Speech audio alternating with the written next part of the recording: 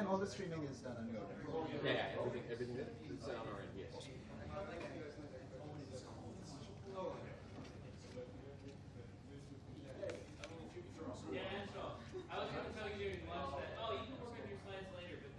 Yeah.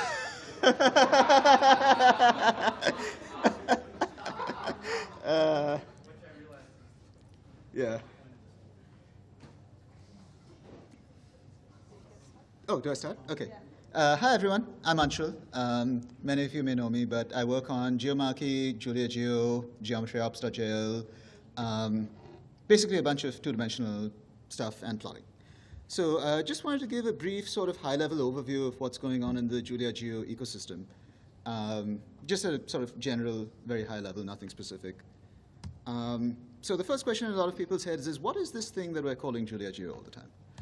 Well, it started out as wrappers for GDAL, the Geospatial Data Abstraction Library, which is basically this gigantic C++ library that does everything under the sun. So it does file I/O, it does reprojection, it handles coordinate systems, all of that, right? And that's what a lot of the modern GIS systems are built on top of, so your QGIS and so on. Then it branched out into wrapping some more. We also had some native I/O packages, shapefile.jl, netcdf.jl, and a couple more of them accumulated over the years. But then we branched out into wrapping more geospatial libraries, libgeos, proj.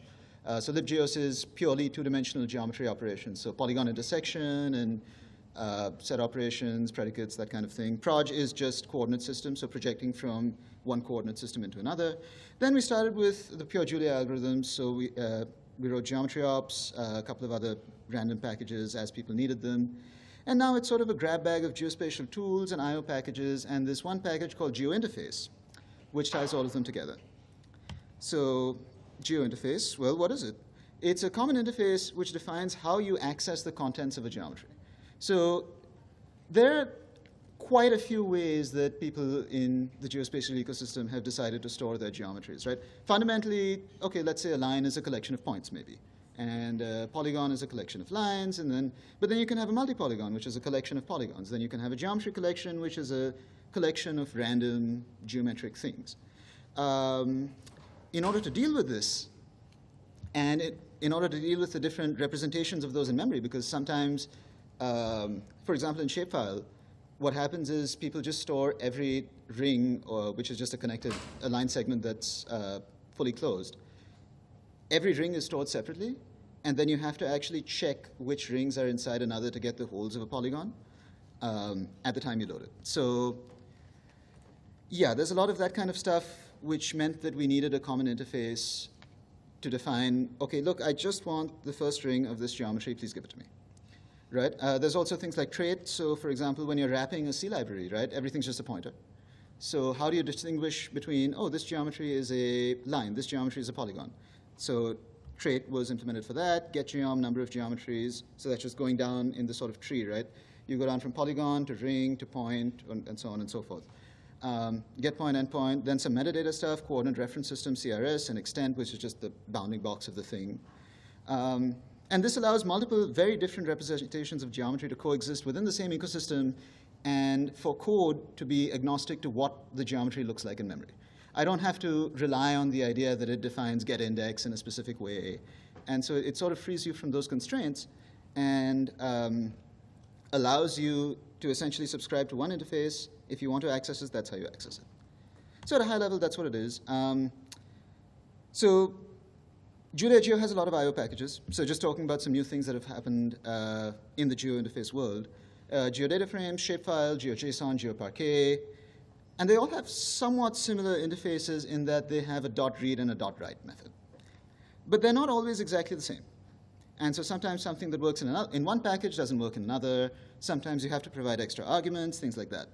So we've kind of been working towards this community interface where every package, if it defines a read method, then this is the method signature. This is what it's supposed to look like. This is what it's supposed to return to you. And if it defines a write method, the same thing. You know, the object that it's writing, it might be a table. Usually you have these feature collections, right, which is one column of geometries and then multiple other columns of attributes associated with each geometry. So very, very specific things that they should do. And that should make life somewhat simpler when it comes to file I/O. And this, I'm specifically talking about vector data. Raster data is a whole other topic that Raf will be covering in the next half an hour. So a single I/O package for all vector data in GeoInterface could be quite convenient. There have been some efforts by Martin to collect all of our efforts in geodataFrames.jl and sort of create a single entry point for that. GeoDataFrames could also introduce spatially accelerated arrays. So basically, the idea is that you kind of create a tree which encodes the bounding boxes of all of your geometries. Then if you have a point, or you have another bounding box, the search for which geometries might potentially interact with that, the search for which geometries might potentially interact with that is a lot faster. So it's kind of like, any questions, please feel free to interrupt, by the way. But, yeah, go ahead. Just a question that's always on the back of my mind, but like, are these geometries really defined on the sphere? Like the surface of the Yes, they are. So as of right now, most geometries are treated as if they're on a plane. Even if they're in latitude and longitude, they're treated as if they're on a plane. This is something that we want to fix. And actually, in the next slide, I will talk about how we're planning to fix it. So there's two main kinds of metadata that are not calculatable from the points of a geometry. That's the coordinate system, and for a table or a feature collection, that's the column which actually holds the geometry. And so generally, most of the time when you're talking about geometry, you're dealing with a table, you're dealing with some data that's associated with the geometry, right? You're not just interested in the geometry as is. So DataAPI.jl is a Julia-wide interface. DataFrames uses it. Most table packages uses it that have metadata. And so now we've introduced support for that. So there's two very specific keys called CRS and geometry column, which if those keys are found in the DataAPI metadata of your table, then it'll be assumed that those are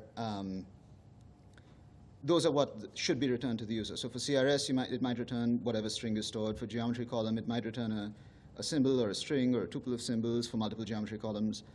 And so the idea is that primarily what used to happen is that if you had a shapefile table or a GDAL table, right, and you converted it to a data frame, a lot of information got lost because it wasn't propagated in the metadata. And so now with this metadata support approach, we should ideally be able to fix that. And then things will kind of work again. If your geometry column was named, for example, shape, instead of geometry, which is the default, then you might have had some problems. Product support. So in the last couple of years, we've written two packages called GeoInterface Recipes and GeoInterface Marquee. And GeoInterface Recipes is for recipes-based, the plots.jl ecosystem.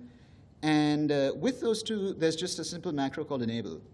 When you use that macro on the supertype of all of your geometries, and assuming that GeoInterface compatible, then plotting is automatically enabled. So down here, this is a plots.jl plot of some libgeos geometry. Over here, this is a marquee.jl plot in geomarquee of a polygon that I think I read from GeoJSON. So that's Australia. Now moving on to another semi-new package. It's really only started picking up steam in the last year or so, called Geometry Ops. So basically the idea was spatial operations on two-dimensional geometry, right? So we started out as geometries on a plane. Actually, the whole story about how this started out is that a colleague of ours was trying to do a sea ice simulation. And sea ice has like these thousands of small polygons of ice. And when they intersect, when they interact with each other, they can break. Right, that's an aspect of the simulation. And what they were seeing when they were using libgeos, which is the industry standard library for this stuff, was that their sea ice flows would inevitably shatter into approximately uniform but very, very, very small pieces. Now, when you go up and look at the sea ice, that's not actually what's going on. So we looked into the code and figured out that that library actually wasn't sufficiently accurate.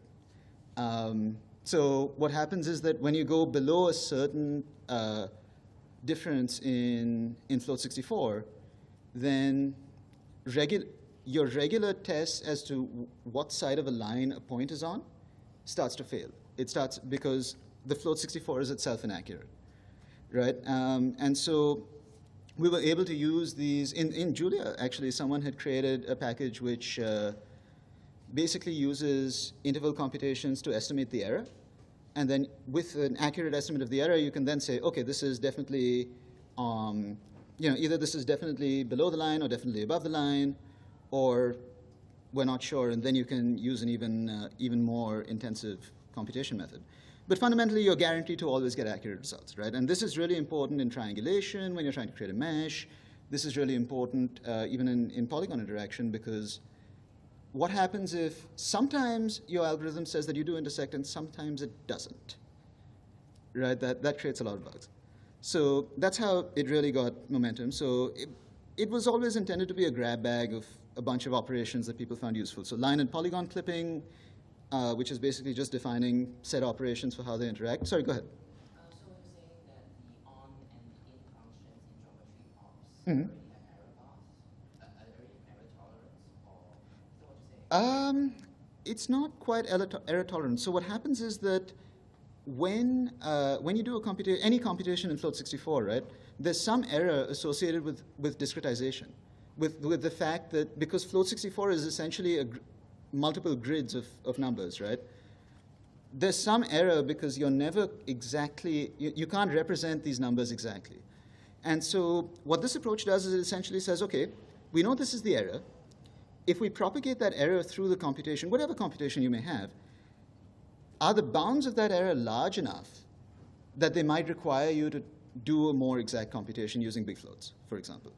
Or, well, in this case, it's rational arithmetic using big int ratios. But, so that's the idea. So it's not an error bound, I wouldn't say, although that could also be added in the future, right? Because the fact is that you're changing the meaning of, or you're changing the way that you evaluate these predicates.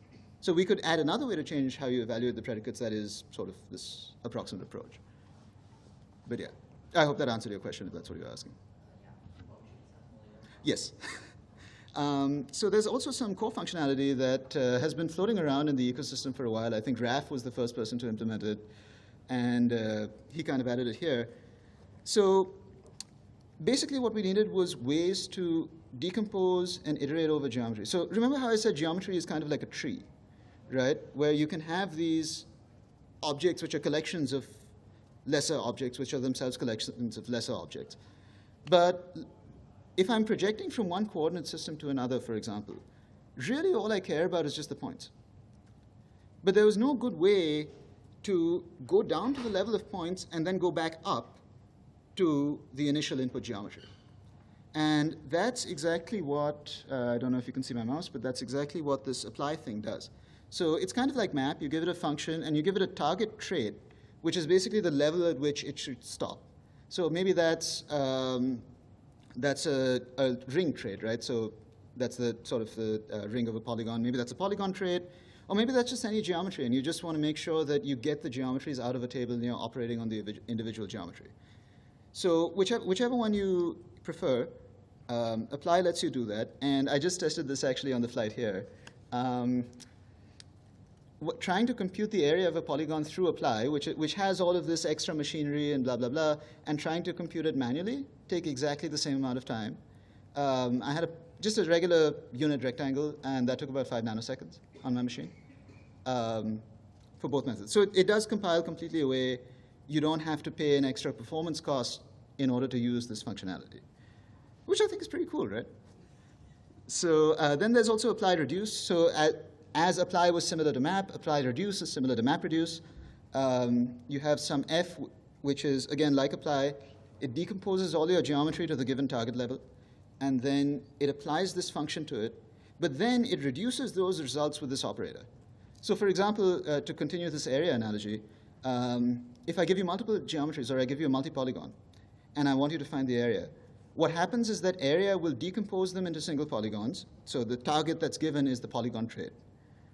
And then it computes the area of each polygon and adds it to the area of the next polygon. So I mean, it's essentially the same as summing, computing the sum of your vector. If you had a vector of polygons, you just compute the area of each of those and you sum them, right? But where this really comes in handy is, let's say you had a vector of country boundaries. Well, countries have islands. So some of these objects are single polygons, and some of them are multi-polygons. because they've got multiple disjoint areas. And of course, if you just wrote a function which suits polygons, well, now you have to write another function which suits multi-polygons, and then keeps going, it keeps going, it keeps going. So with apply reduce, all of that headache is sort of abstracted away, is the idea. Let's see. Oh, boy. Yeah. I'm wondering about the target and how you figure out what that is. Right. Because it seems to me like there seems like a clear hierarchy on it. Sure. And in my experience with what I create or others create, it doesn't always is the case. So how do you figure that out? Is there a strictly hierarchy? So in the geo interface model, there is a strict hierarchy, insofar as a polygon will always consist of rings, which will always consist of points, if that makes sense, right? So it's not necessarily that the hierarchy is in the top-level object, but this is able to decompose any input into those lower-level constructs by following a set of rules. So if it encounters a table, then it first tries to find the geometry column, it extracts those geometries, then it processes each geometry individually, right? And then each geometry is then decomposed further, if that makes sense. I think it does. I mean, you're saying once you get into the geo interface, you have imposed a hierarchy. Yes, exactly. Exactly, exactly. So spherical geometry support, as people are also asking, is also on the way. So this is actually pretty cool. I'm plotting this geometry on the sphere, but as you can see, the triangulation was done. The triangulation was also done spherically, but because there's no intermediate points, right, an edge which goes from here to here clips inside the sphere. So this is something that needs work, of course, but it's just interesting to see that this kind of works for quite a few of these if the points are dense enough, and if there's, you can see this line that goes from somewhere up in on the top of the Black Sea down to, oh man, I don't know where I put this, but somewhere in either Myanmar or Bangladesh. But a lot of these random things which you wouldn't think about have to be supported for spherical geometry to work. So it's distributed across multiple PRs. It's kind of work as and when I need it. But we are getting support for spherical computations. So distance, arc length, area are pretty easy. The author of Delaunay triangulation, which is a Julia library, had implemented spherical triangulation of 2D of latitude and longitude represented geometries on the sphere. Basically, the trick is you go to stereographic projection, which has the same qualities as spherical space for what they care about in triangulation. And there's also mesh refinement, which is what we need here to inject intermediate points into these polygons as you visualize them. So geometry ops will use this internally. It'll provide interfaces. There are also some spherical-only constructs. So this idea of, when you think of an extent, generally it's just a box in latitude and longitude, right? But what happens if your geometry is, if your geometry spans the pole, if it's something like Greenland? Well, then either your box is too large, or your box is actually invalid because it has to go above the pole, which then it crosses 180 degrees. So with a spherical cap, that's basically, if you take a radius from the center of the sphere to some point on its surface, and you cut that at some length, you create a plane that's perpendicular. So the radius is this line going from the center to the point on the surface of the sphere is perpendicular to that plane. Then both sides of that become spherical caps. And so basically, it's sort of an intersection of two spheres, if you want to think of it that way. But it's the spherical equivalent of a bounding box in 2D. And the reason this is cool is because it doesn't care about which coordinate system you're in. It doesn't care about poles or anti-meridian cutting or anything like that. And we can process things a lot easier with that knowledge. Another thing we're doing, so we of course have this polygon clipping code in geometry ops, right? Which is, these two polygons intersect, and you can find this area by just calling geometry ops.intersection. That's great. But what happens if I want to do this? I know these polygons intersect here, but I want to mutually sort of divide them so that they're not intersecting anymore. They may be touching, they're not intersecting, but I want to still maintain the amount of area that they had. So I've seen this before, but I couldn't remember what it was called. So if anyone does know what it's called in GIS terminology, please let me know. But we implemented this actually when I was working with Alex. So we actually implemented this in Geometry Ops using the internal API that we have. So that got us thinking, well, you know, we should probably expose this because people can do interesting things.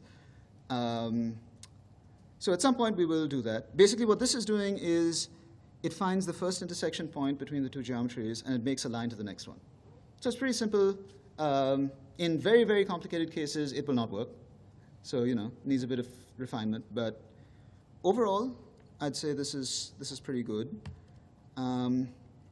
Yeah, then a couple of other things. I think we're at 20 minutes. So if I do have more to go, but if anyone wants to ask questions now that I've kind of covered the JuliaEO and geometry bit.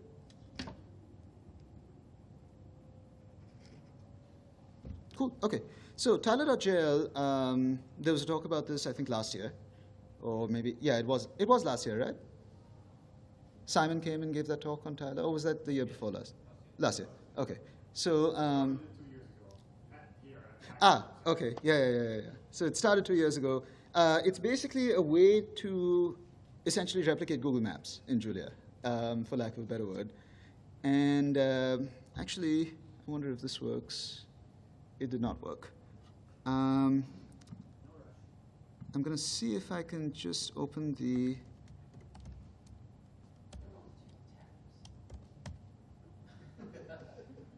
Yeah, there's a lot of them. Let's see here. Just walk through the docs and see some interesting examples. There we go. Right, so the idea behind Tyler was when you're looking at geospatial data, you usually want some context, right? And so Tyler lets you plot a dynamic base map in the Web Mercator projection. Dynamic base map essentially means if I zoom into this, then the resolution keeps increasing. And I keep getting more and more detailed images. But of course, I can't plot the entire world, you know, a terabyte of pixels at one go. So there's different levels of detail, essentially, that as you zoom in, you increase. So, but this is so the way you do this, you just create a Tyler.map, you give it the extent, you choose to give it a specific provider like Google Maps, or there's a bunch of others. And you tell it the size, and it gives you this. And then you can also, you just plot into it, the map has an axis inside it. And you just plot into that as if it were a regular axis. And so here, you know, you've plotted a little marker. Oh, I think this is JPL, actually. I didn't write this. Someone else wrote this. But there's a box, there's some text, you know, things like that. Then, of course, I don't know if this is still working.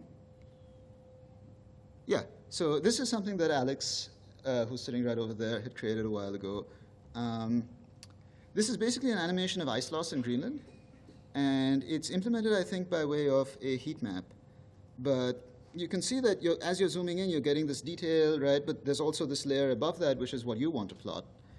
And so recently, go back to slideshow, no spoilers. Oh, no. Right. So recently, I just wrote a geomarchy integration for this. So if you wanted to plot base maps on your projected maps of whatever, then here you go, now you can. This is OpenStreetMap, and you can zoom in. This is a bit low on detail. Unfortunately, I just did this now, and I didn't make the resolution correct. But if you zoom in really close, you can see that these are actually the Azores. So,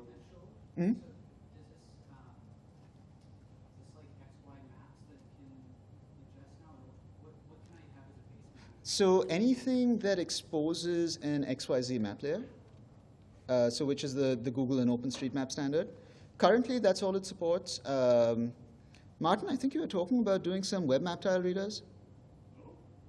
Were you not? All right. But this is reprojected, no? This is reprojected dynamically. So what essentially, if anyone's interested, what happens is that each tile is given a mesh. That mesh has 100 point, it's basically a 100 by 100 grid. Each point in that grid is reprojected individually.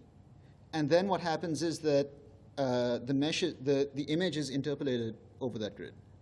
So this gets pretty accurate. It's fast enough. You don't have, normally the images are 256 by 256. So you save about a factor of 3 on the processing.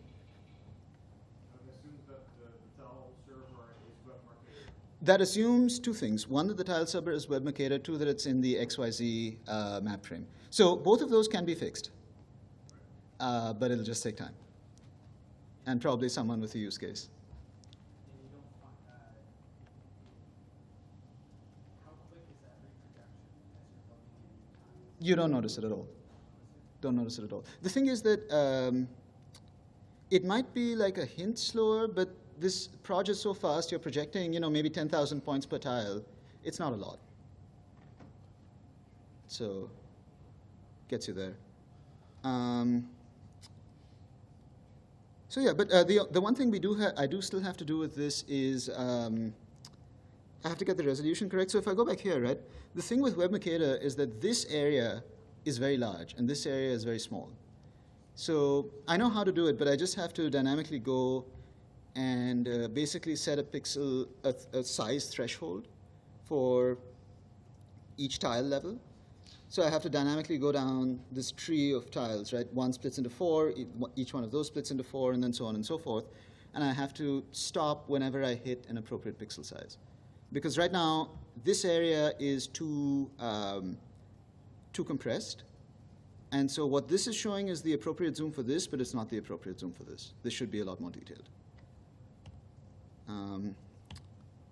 Geomarchy. So Geomarchy is just a package of utilities for plotting geospatial things, in Marchy, of course. So I'm not going to talk about what exactly it is, but I am going to talk about some cool things that I'm doing with it. If you want to know what exactly it is, I'm here all week. Please feel free to find me.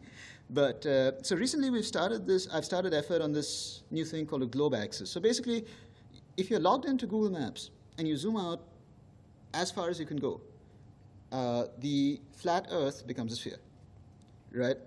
And so initially, I just wanted that sphere-like data explorer for global scale data. And at some point, I will make it so that when you zoom in, it becomes a projection of your choice. But so that you're not limited to Web Mercator in that case, right? But the idea is that you should, I haven't implemented that yet. It's doable, I just haven't done it. But the idea is that you should have good camera controls. You should have the ability to layer plots so that you can plot multiple layers on top of the sphere. And best of all, because this is an axis of its own, any plot recipe will just work and automatically transform to spherical coordinates. So you don't have to worry about pre-transforming your data. You don't have to, ideally, at this point this is still not the case, but we have to make some changes so that it is. You don't have to worry about your data being adequately sampled or things like that. So this is actually an example from Milan's package that I worked on for the visualization. And this is this is an equal area grid, right? Sweet. That also works for equal area. I'm quite sure whether this was one. Gotcha. So this is a grid on the surface of the Earth, right? Each of these sort of quadrilaterals is an individual polygon. And you can scroll around. The scroll is locked so that you're always facing the center of the Earth, which is pretty useful so that you don't kind of get lost at some point and can't find your way back. I did make a cool video using this. I was inspired by the long hours I spent on a flight.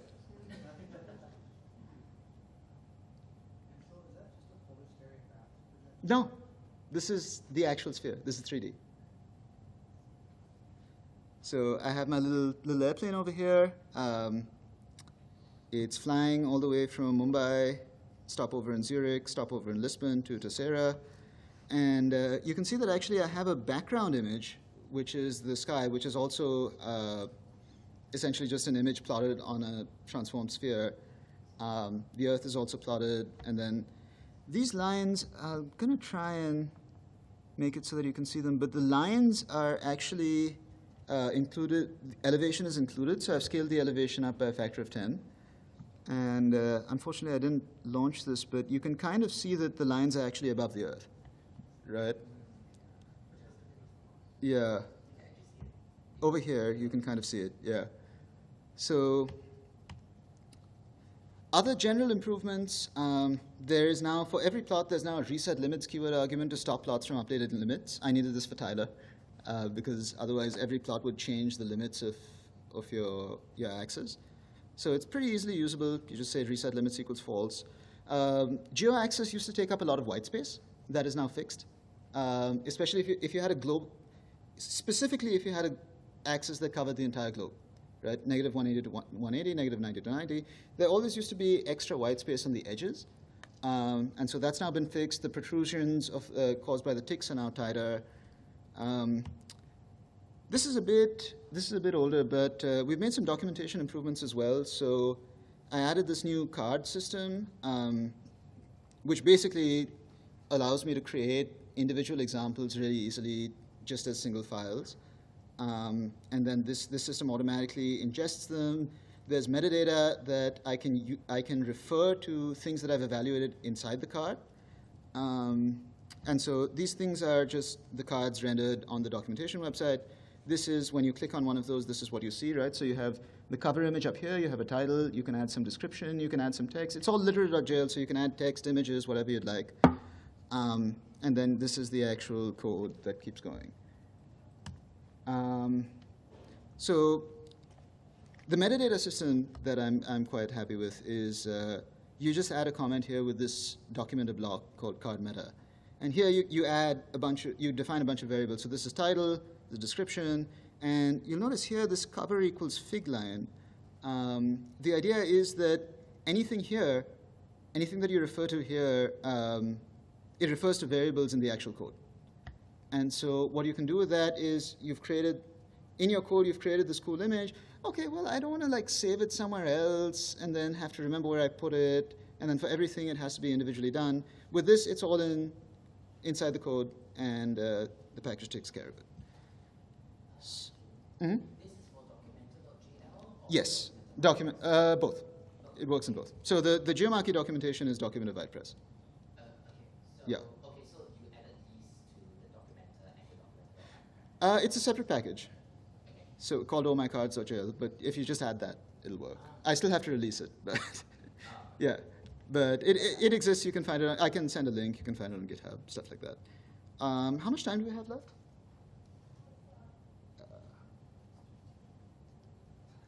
Okay. Sorry? Like 3 minutes. All right. So, sorry, Raf, I'm pushing out your presentation a bit. So one thing I did want to talk about is vector data cubes. So this is a pretty recent thing. The idea, first of all, to disambiguate, there's two kinds of vector data cubes. One kind, which I consider the useful kind, is when one or more of the axes is actually composed of vector data. So you have a data cube, right, which is just a matrix or maybe a three-dimensional array, but each axis has some meaning, right? It has some label or some value attached to it. And in this case, one of these axes is the air quality parameter, right? So PM10, nitrous oxide, sulfur, ozone, so on and so forth, right? One of these axes is actually the sensor location. So previously, maybe you would say that the sensor location is a string, right? And then you have some other table where you cross-reference strings to actual points or something like that. Here, you're storing the location explicitly in this axis. And so that enables something very powerful, because now you have the ability to actually cross-reference this spatially. And you can say, okay, well, I have this district. Give me all of the sensor data from this district, right? Or maybe you have some area of interest. You have a bunch of little sea buoys, weather monitors, what have you, and you want to see which of those, you want to get the data from the ones of those which are in the area of interest. Now, how is this different from your traditional feature collection approach, where you would have one column of geometries and then columns of features that were associated? What people generally used to do is that they would flatten this. Let's say you had a time series of observations from each sensor, right? What you generally used to do is you would flatten the time series, and so you would get one column of timestamp, one column of geometry, and then one column of actual value. And so, but the geometry, the timestamp, and the geometry and the timestamp would be repeated again and again and again, because you had to store all of these different values at all of these different timestamps. And this vector data cube model allows you to basically decrease that duplication, and because you're only storing geometries once, you're only storing timestamps once, and you're storing the values in these layers for as many layers as you have. So vector data can be polygons, can be lines, can be points. The other axes, they might be altitude, they might be time, they might be both. So some real-world examples, annual glacier elevation profiles, right?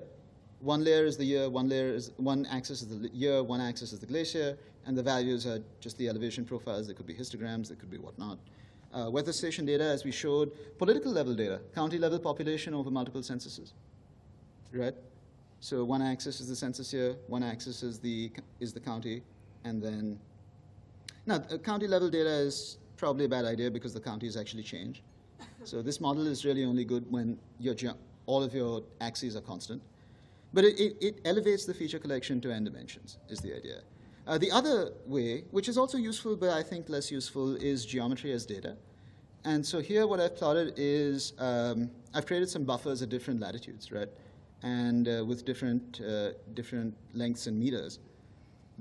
I was using the spherical stuff in geometry ops for this. So you can see, at 30 degrees, they're pretty circular except when you get up here, and then the representation in latitude and longitude causes an error. That's the same for all of these. To be fair, this is quite a large radius, so I think it's probably reasonable. At 50 degrees, they get a bit more oblong when you increase the radius. At 70 degrees, you can really see the change, right? This is almost a triangle. This is still a circle. So maybe something like a collection of all the flight routes of an airline. So one dimension is the route, Lisbon to Terceira or Lisbon to Punta Delgada or whatever. One dimension is the time of the flight, and the data is the actual path taken. And maybe you have one layer that's the path as a line string, one layer that's the amount of delay, one layer that's the load factor of the plane, stuff like that. So yeah, that's about it. Thank you for having me.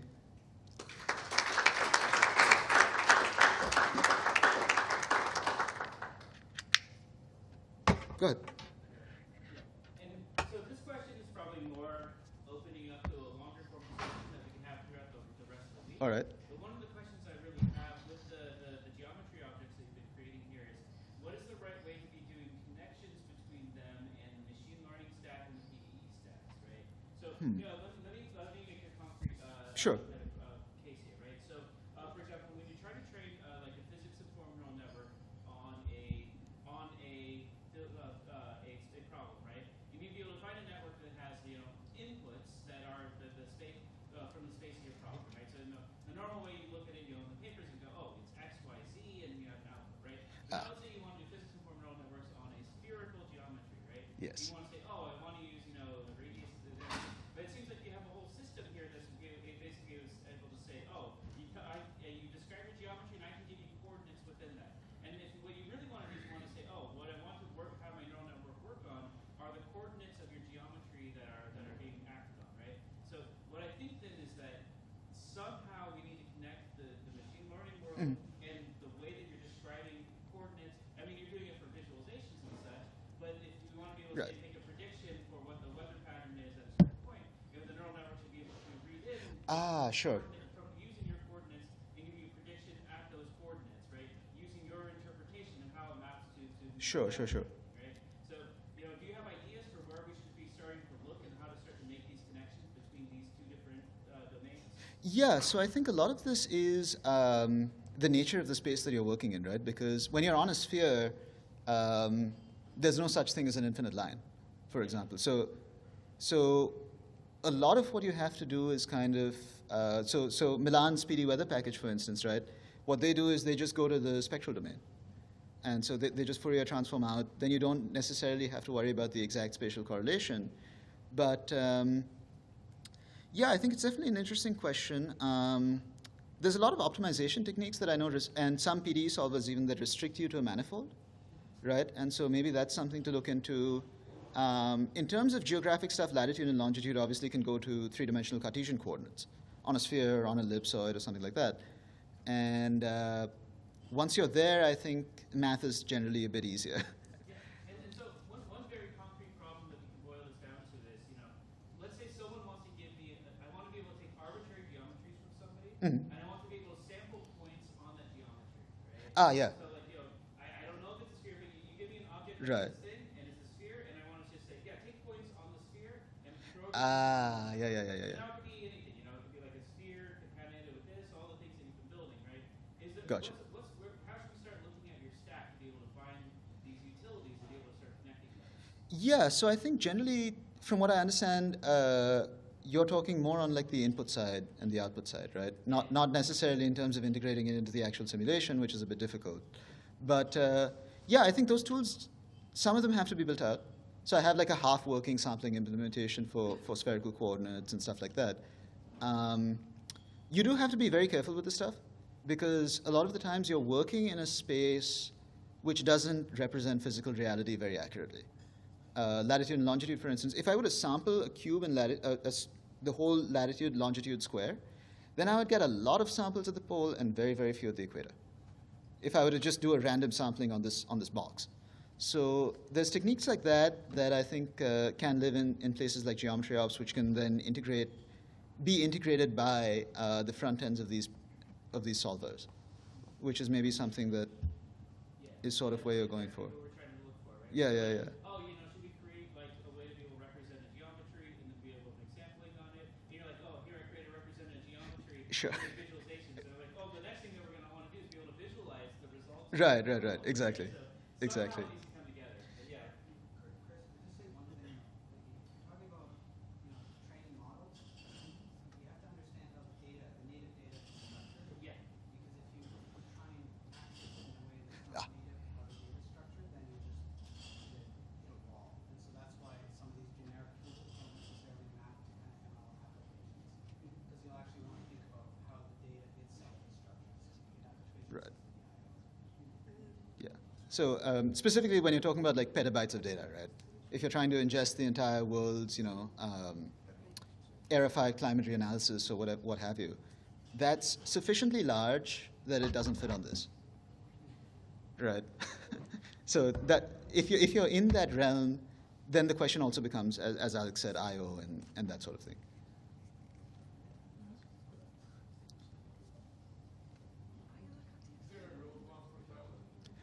Is there a roadmap for Tyler?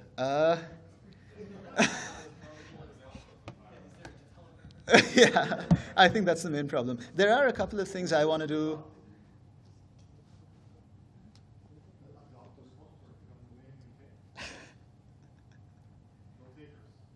No takers, damn. There are a couple of things that I want to do, so I do have some amount of involvement with Tyler and will probably over the next few months, but beyond that, I can't say. Yeah. It's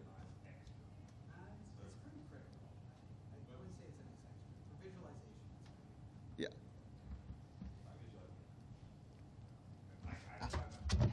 Question online Okay. from Simon Bimbet from Can I US. say more about tools to work with vector Can you data read as it out cubes? loud so people can quickly answer, please?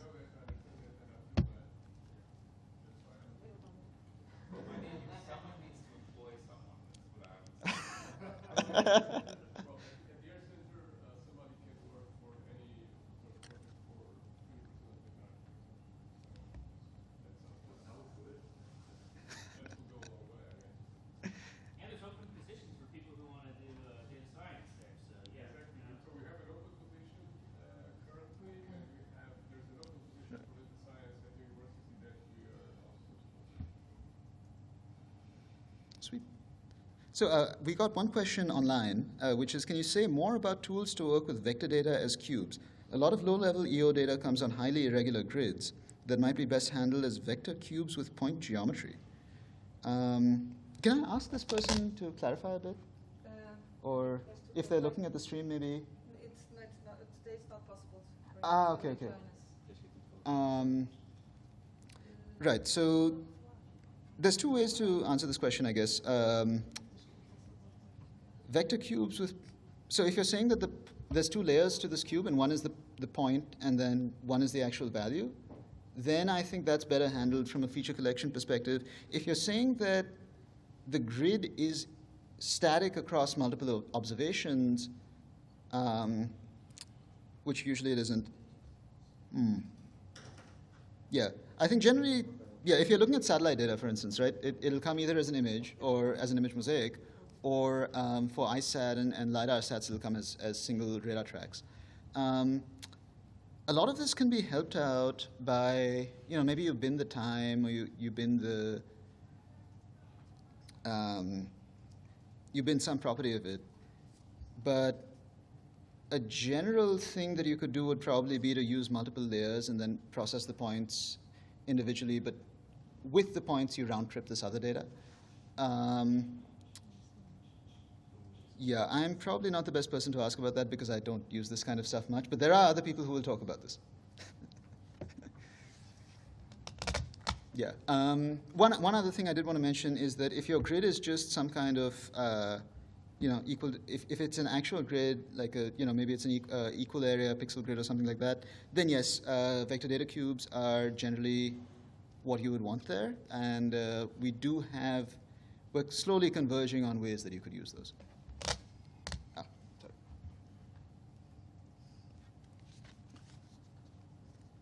Is your example large?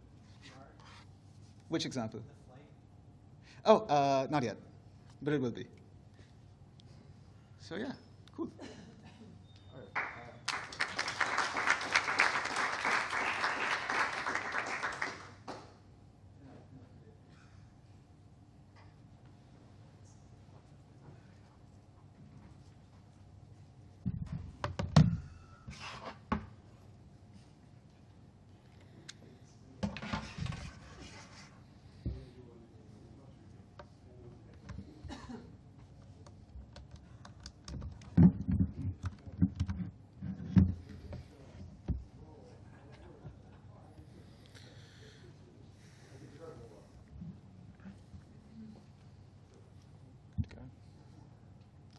Hi, everyone.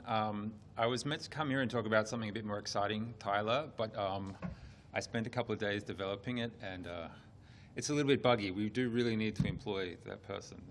It wouldn't make it through a whole presentation without locking up VS Code. So I'm going to talk about more of the stuff that I do day to day and what I've been working on over the last few years. I did a talk here 2 years ago on raster data in Julia, and mostly rasters.jl. And we've done a lot of work since then.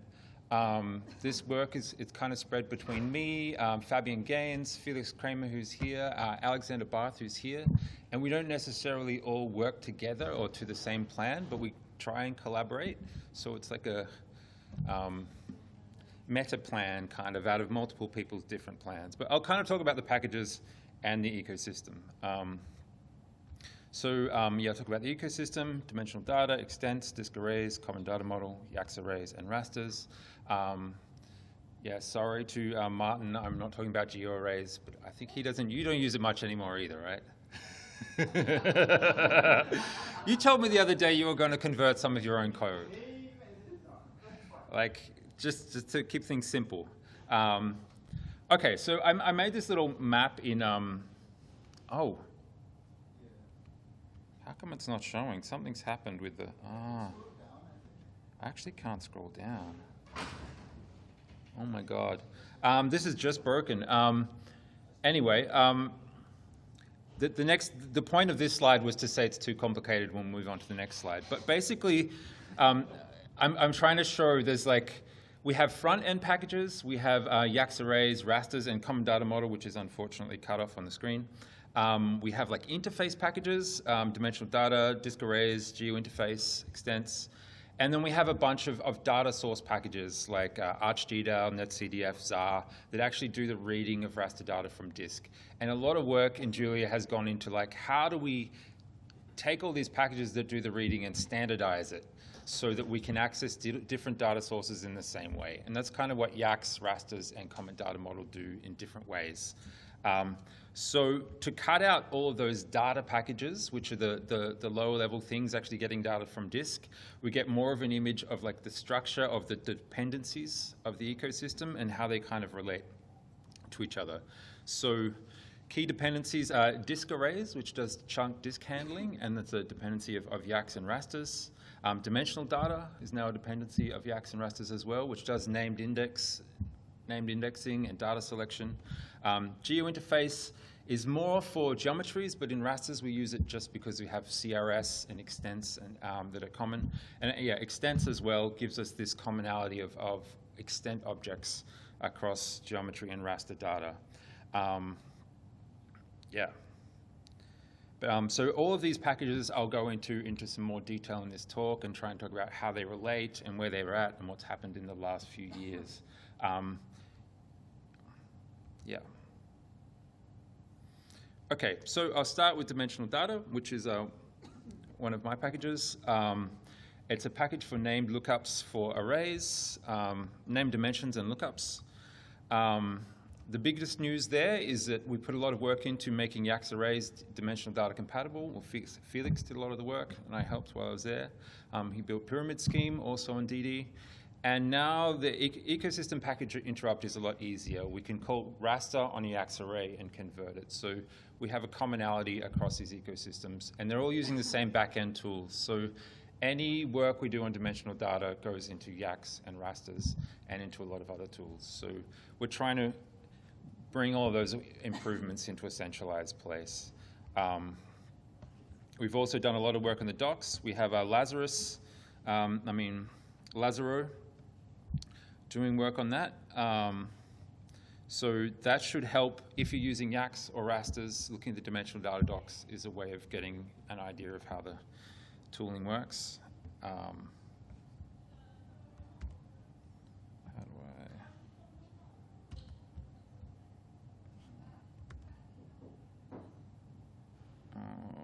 Sorry, I've just lost the presentation, as you always do.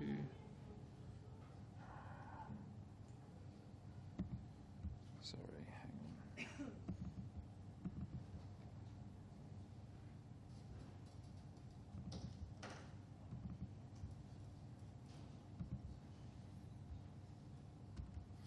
Okay.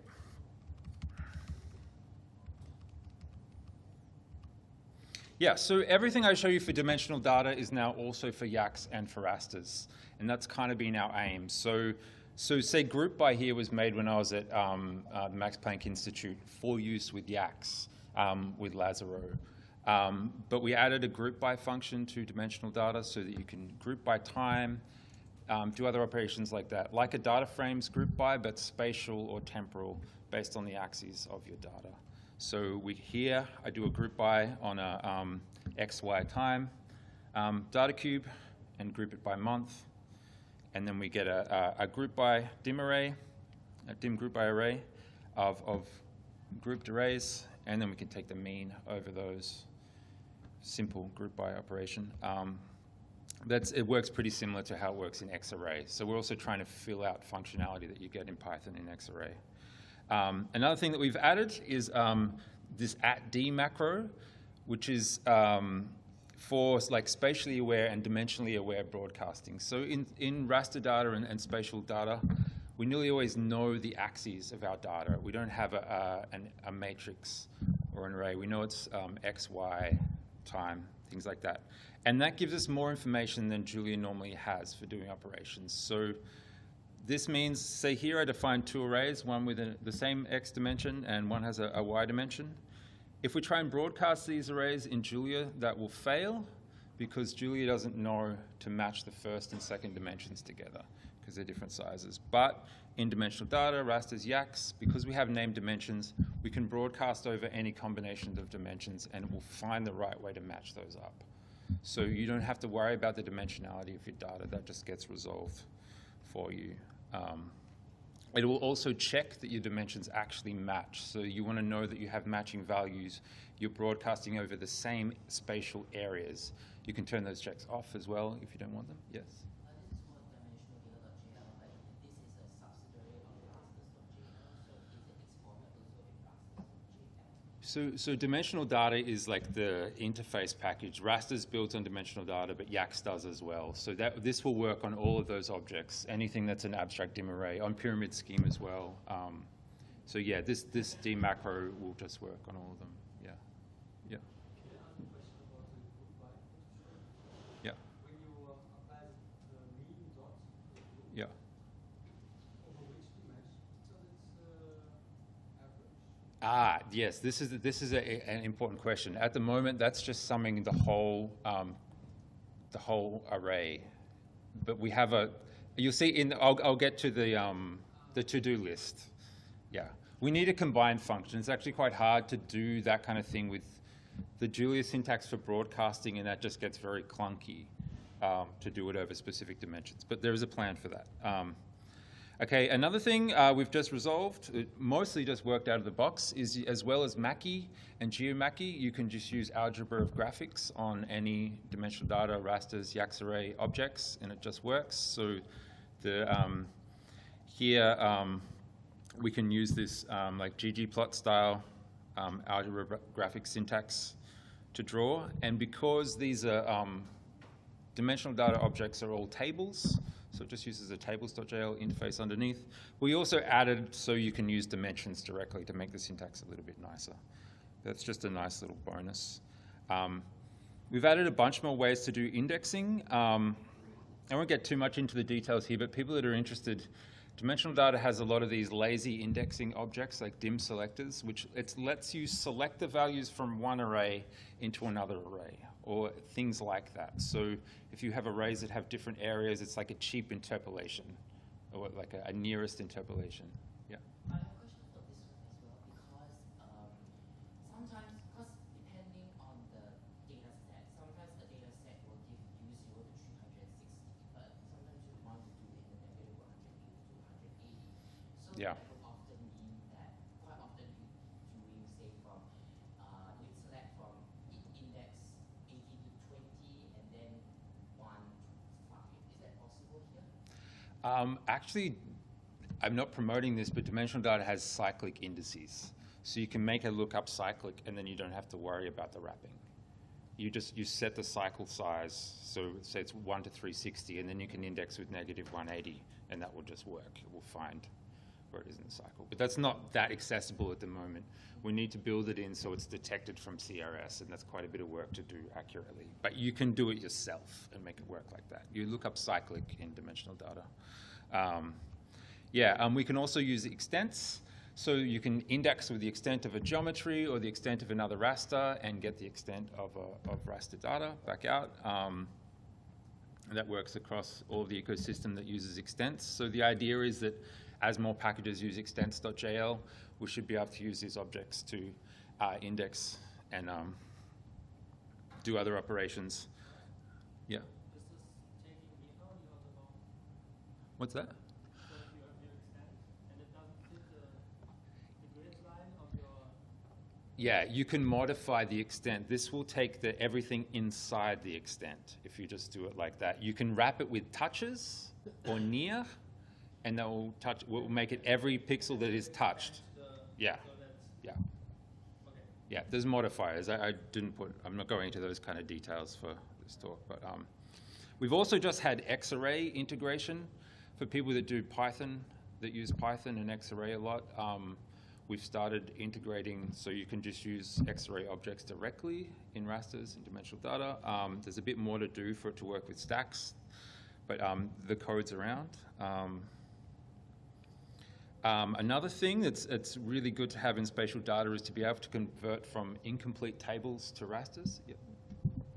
About the Python Xarray integration, this is useful when you have an Xarray object that has special drivers or something that we don't have in Julia yet? I think it's just if you have some code that you're using in Python and you want to pull back and forth. I don't actually use this, but. I think there's certainly a lot of readers in Xarray that you could use, so you could fold into your Julia workflow. Yeah. Gotcha. Okay, so we're You using could the access cursor. the data from Python side and then go to Okay. Yeah. Thanks. But yeah, we'll try and flesh that out a bit more in the shortly. Pulling data from tables that are incomplete, that don't have all of the axes, and finding out what the axes of the spatial data should be is a cool thing to have. And we pretty much have that finished. We just need a little bit more work to finish it off. So that should give us interoperability between dimensional data objects and data frames with filtering and stuff, and we can rebuild build our spatial objects after filtering. Interpolations.jl is another one to use less and less GDAL and use Julia native interpolation instead. The plan is to just have that as a selector, like an interpolating selector in dimensional data, so it will work in rasters and YACs as well.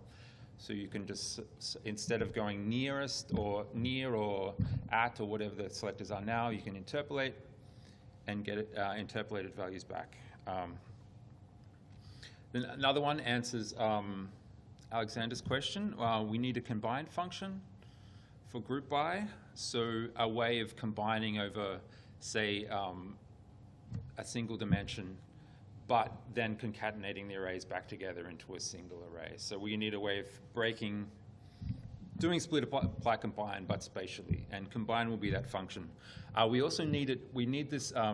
Fabian Gans has this idea of a lazy group by, so we can do group by over chunked out of core memory and optimize that in the combine function rather than doing the reading in the group by first. So we do a lazy grouping and then combine it over disk chunks. Yeah. Any other questions on DD? Yeah. Can I just make a comment on dimensional data? Like, if you use dimensional data in your scripts or your code, it makes all of the coding much more literal. It's very, very easy to read.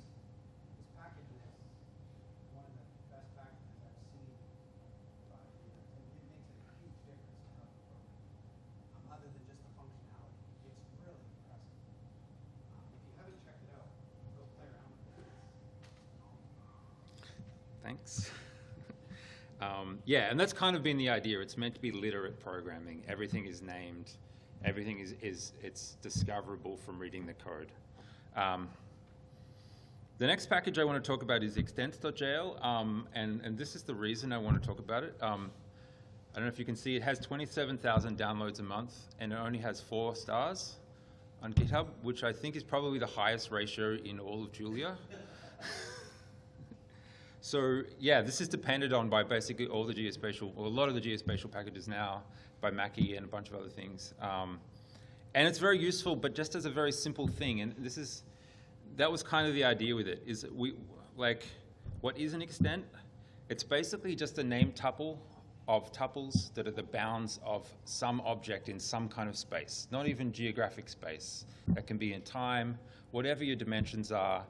You have a square, a cube, rectangle, whatever, and we just need a way of labeling that that's what this object is. Instead of, previously there's a bunch of different ways of having bounding boxes that are vectors. This is just one object that does that.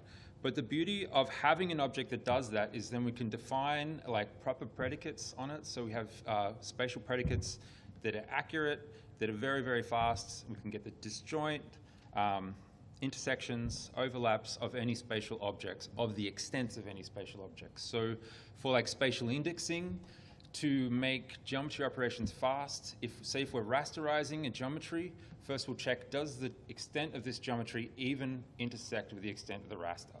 So we can throw out everything where there's no intersections with very fast operations first, and then we can do rasterization later. So that's the kind of the use case of what these predicates are for. We also have like intersections and unions, so you can join extents to get the areas. You've got a whole bunch of spatial objects, you've got rasters and geometries. You want to get the unions of them all, the area of them all, use union. And just as an example, it came out at 5 nanoseconds. I think my laptop wasn't plugged in, but it's normally like 2 or 3 nanoseconds. So these are all really, really fast operations. You can use them inside algorithms and inner loops, and that's kind of the idea. Yeah, so they're kind of used under the hood a lot. But for package developers, it's a simple tool that's meant to be like a standard generic language across geospatial packages. Okay, the roadmap for this, to bring it back to raster data, one thing we don't have at the moment is like rasters have, they're normally closed open intervals. The pixels of a raster, one side is inside the interval, the other isn't. And normally one edge of a raster is not actually in the space of a raster. Where with polygons, we have closed intervals. Always the extent of a polygon is included in the polygon, or of a multi-point or something. So we don't currently represent that, and that leads to very tiny errors at the boundaries of objects where points might be missed out and stuff like that. So we need like interval sets.jl, but much simpler and inside extents.jl. And that's, yeah, something that will be added next. And that just means, say, when you rasterize points, there won't be any errors at the edges, which we kind of hack around at the moment. We also need support for cyclic extents for handling geometries that wrap around different areas, or rasters that cross the 180 line. Yeah, it's fairly simple. Okay, any questions on extents? Yes? So just to clarify, this one is, so for example, if you have a longitude, latitude gridded data, you're treating each longitude, latitude point not as a point, but as a pixel you're talking about, whether it's intersecting something. Is that what I'm getting from what you were saying? What do you mean? Well, it can be points. If you say it's in dimensional data, the extent of points will be different to the extent of intervals, because points, the actual centers of the pixels are the edges, where if you have intervals, it's the actual whole pixel. So it really depends on the context. So it really depends on how you define your data in extents. That's what you're saying. Yeah, so, well, like dimensional data will do that stuff for you already, but it doesn't handle these edge cases of the intervals, the closed and open intervals changing. Was there another one? For the second one to work, we should implement some way to distinguish between projected and geographic extents. Right? Yeah. Everything is called X, Y now, and we all make it updated so that you can choose anything you want. Yeah. But you don't want to mix spherical extents versus projected ones. Yeah, totally. Thanks. Sure, left. Yeah, we need a bit more metadata on all of the extents. It's quite bare bones at the moment. Yeah. Okay, the next thing I want to talk about is disk arrays. I guess, do people know what disk arrays is? I think, generally. I'm not really going to go into the details, but it's an interface for lazy chunking systems. So when we have like larger than memory data or just very large data, we often don't want to read it all at the same time. We don't want it to, or if the data is on the network, we want to read it chunk by chunk in an efficient way. Often data is stored in either GDAL by default, it's columnar data, but often TIFF and ZAR will be stored in tiles, so 256 by 256 or something, and we want to operate on each of those individually. So disk arrays is an interface for doing that that Fabian Gaines, Mega developed, and I kind of help on. So I just wanted to update where that's at. It's pretty widely implemented. Most of the raster data source packages depend on disk arrays now. So we have lazy loading, ArchGDAL, ZAR, NC datasets, ZAR datasets, etc. And rasters and YACs also depend on it. So you can use that functionality at the level of rasters as well. And if you open a raster as lazy, you're using disk arrays underneath, and it will be chunked reads. And YACS arrays is always lazy, so it's always doing these chunked disk arrays reads. Pyramid scheme is also built on it. So a bunch of stuff has happened in this space. Fabian is working on disk array engine to do optimal chunk loading for people that do this in a really high volume ways. It's using optim.jl or optimization.jl, a bunch of things to optimize chunk loading patterns. And you should be able to just apply that and use that inside rasters and YACS arrays as well. There's been a lot of work to accommodate NC datasets, and Alexander Barth had a lot of things where it was slower than it was, so we did heaps of work to fix the performance of. We've added things like lazy concatenation, so you can have disk arrays of disk arrays that are all lazy on disk and present as one large raster. And we have caching for when, whatever you're doing, if you need to index directly instead of using a reduction or a broadcast, you can cache areas of the array. And we've done a bit of work to improve iterate performance and fix bugs. Some issues, there are still missing base implementations, and that will lead to some correctness bugs. So you will be able to find base functions that you use that will give you out of order data. So it will be ordered in chunk order rather than in the regular index order. So that's something to be aware of, and we're slowly working through those problems. Yeah, this is actually wrong for YACS, but tables interop is broken for rasters because of the chunked reading order. Oh, I should just open for questions on disk arrays. Does anyone have? Nope. Okay, the next thing to talk about, this is really all credit goes to Alexander Barth, who's here. I think he spoke about it last year. I just really want to talk about how it fits in with other packages and some of the developments. So Common Data Model unites raster data types with the CF standards. So it has proper missing value handling, scaling, and offsets following CF code. It also has consistent data access patterns following CF standards, like lookups are stored in the same places, metadata and attributes are accessed in the same ways. And this is really nice for working on top of. It means that you can swap out different backends really easily. And in rasters, I can build on this and not write a lot of the code myself. I wanted to do an example, but I couldn't download the data on the network here. So I'm sorry, it's not actually running just because of the data size. But you can use it as a front-end tool like rasters. So in some ways, it's a competitor to rasters as well. You can use it for selecting spatial areas and stuff like that, which is cool. But I couldn't run that. But I wanted to show you the implementations in the last couple of years. Gone from having NC datasets to group datasets, ZAR datasets, TIFF datasets as well, that unify all these data sources with a common interface and apply CF standards to them correctly, which is great. Some issues at the moment in terms of the ecosystem.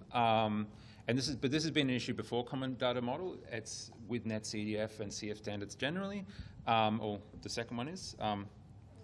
Yeah, okay. The second one is geointerface CRS is not included, so we can't get the CRS and projection of ZAR and NetCDF files yet. We have to do all that manually because there's a bit of work to reading the CF standard CRS. It's not normal. It's not a CRS like GDAL objects have. It's not PROJ or well-known text. So someone needs to write that. It's probably quite a bit of work to write a parser, but we really need one. It would be really nice if Common Data Model had geointerface.crs and we could just get the projection of any of the objects as a thing to tie the ecosystem together. The other thing is Common Data Model CF variables are not yet disk arrays compatible. Disk arrays is quite complicated, and Alexander was saying there's like bugs are much harder to fix in this chunked lazy context. So the underlying variables in Common Data Model packages are disk arrays compatible, but not at the top level. So there's still a bit of jostling, and I need to do a lot of that manually in rasters, and in YACS we do it manually as well. Okay, I'll talk about YACS a little bit, but also I don't really work on it. But it's lazy data cube loading. It's coming more from a big data perspective where data is always lazy and larger than memory. The biggest news recently is that it's dimensional data compatible. As I said before, Felix did heaps of work, and I did a bit of work with him as well to make it all work. And that means it's interoperable with rasters now, essentially. If you have a YACS object, you can wrap it as a raster, and you can use rasters functions on it. And mostly that will just work. And we've been talking a bunch in the last year about YACS and rasters because they're becoming more and more similar over time. Now they're both dimensional data based. They load the same kind of backends in slightly different ways. It's slightly annoying sometimes that they're a little bit different. But ultimately, it might be nice to just have one package that does all of that. But there's a bunch of work to do to make that happen. So there are differences like in the degrees of laziness and how laziness happens. So we might need to have a way of setting different kinds of laziness modes where YACS will basically never load the data unless you really need it, and rasters will much more eagerly move your data to memory. So yeah, a bit of work there. And we've been talking about YACS becoming more of a way of testing disk array engine and that kind of work internally at MPI and moving more functionality to rasters. But it may take a few years for this to happen. We all work together most of the time anyway, but it's a bunch of work to bring all these things together. Okay, now I'll talk about rasters. There'll be more in this because it's my package and I know more of the details, essentially. So rasters is providing common objects for raster data, some plot recipes for Mackie and plots.jl, and a lot of GIS methods. We've got rasters, raster stacks, which is like a collection of rasters, and series, which is a multi-dimensional collection, and general GIS functions, rasterize, mask, zonal statistics, extract, things like that. And recently, Anshul has been doing some benchmarks, and this is a benchmark that existed for R and Python packages. And this is the first iteration without trying to make it faster. If you can see, Julia and rasters.jl is the green Julia triangles at the bottom, and this is a logarithmic plot. Yeah. So we were talking about energy use before. So this is most rasters GIS operations are using an order of magnitude less energy and time than Python and R. So it's mostly competing with GDAL. Yeah. So zonal statistics you'll see at the end is basically rasterize or mask underneath. So rasterization and masking is also an order of magnitude faster than basically anything else. Extract is really fast. NVDI is just a broadcast, so everything else has a hard time with that. That's fast in Julia. And actually cropping at the end, we had to change that by 2 orders of magnitude to not ruin the graph. It's a few orders of magnitude faster because it's just a view anyway. And this benchmark, maybe good to mention, it was not made by us. It was an original benchmark comparing Python and R. I happened to be around. I think Anshul wrote the first version for Vector, and now we're trashing the benchmarks with Julia stuff. Yeah. We told this to the rest of the Python department. Yeah. In the geospatial community, this graph has been going around. Yeah. And this graph has really made us think like these algorithm improvements are the real kind of use case for Julia geospatial tools. Like where I'm working at the moment, they're spending days extracting lines from massive rasters, like literally days. And in rasters, it will take minutes. So it can completely change their workflows. So I'm really gearing more towards making all of the methods faster, and maybe we can expand this plot to test more things. We just have point extraction here, but I'm pretty sure line and polygon extraction will be similarly better, even more. But we need it. Yeah. What's that? Kind of, yeah, kind of. Yeah, zonal's faster. But line extraction, I've actually added some more things for line extraction. I'll get to that.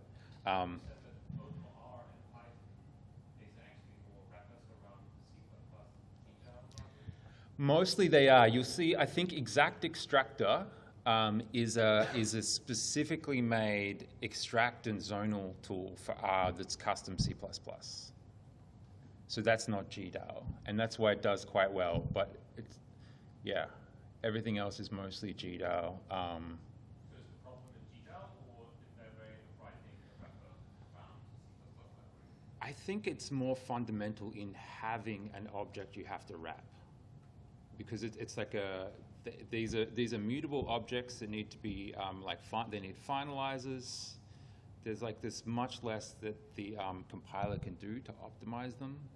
It's like all object-oriented programming where an object is created. Like in GDAL, you even create a point as an object that needs a destructor. Like we don't have any of that. We can use tuples as points.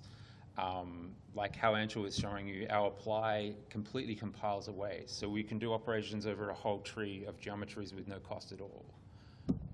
And you just can't do that with, they're actually having to read the pointers and jump between them. What kind of object is this? What is that? I don't know. I'd actually really like to investigate it because this doesn't seem right. So there have been some discussions on this. GDAL's zonal algorithm or rasterization algorithm is actually still removing. So that's one part. The other part is that generally all of these Python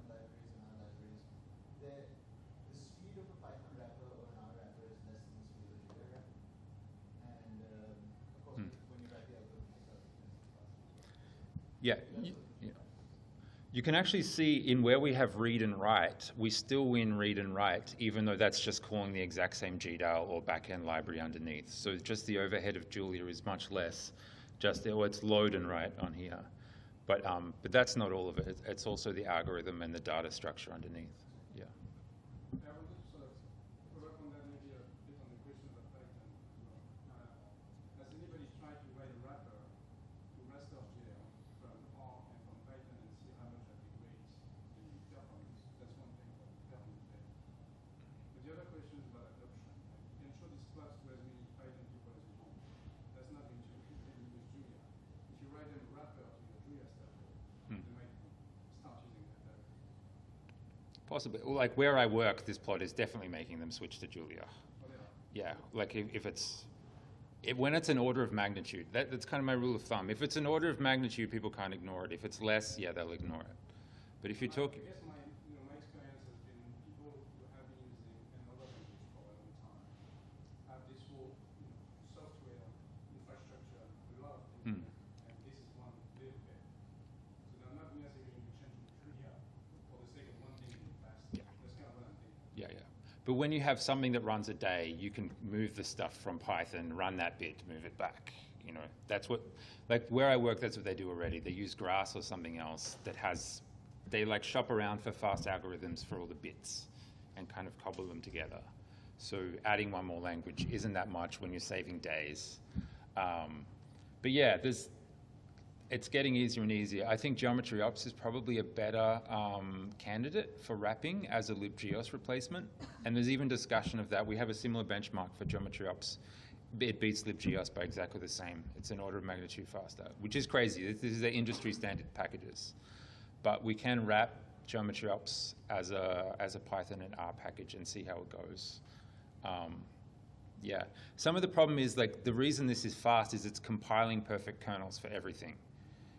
If that makes sense, where if we want it as a wrapper, we need to limit the amount of types, so we're limiting the compilation that has to happen if we're trying to precompile a binary especially.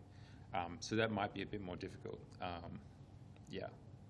But generally the news is good. These are, yeah, native Julia GIS is very easy to write and it's very easy to make faster. I wanted to mention before, I think the actual main reason besides the architecture is profileview.jl. Like essentially, or just profview, is that when you're using R and C, you can't profview the whole stack. You hit a black box in the middle and you don't know what happens there and you give up and you try and make your bit faster. But with Julia, I just fix whatever package is used, wherever the red is or the slow bits are in the profile. So it's much easier for us to just iteratively make everything faster without barriers. Also, the GitHub development model, it's easy to contribute those fixes to other packages. So yeah. I was just going to say, like, there was some discussion about, wrapping it in a Python wrapper so other people can use it. I think this plot is the argument for, a lot of people ask, well, I can do this in Python. Why would I want another language? I think it's the idea of doing the same thing in different ways, because the right-hand bar, that's almost going to come down now on, because GDAL is going to go and fix some of their algorithms. But it's this idea that if you have co-development, that's what's really going to accelerate it.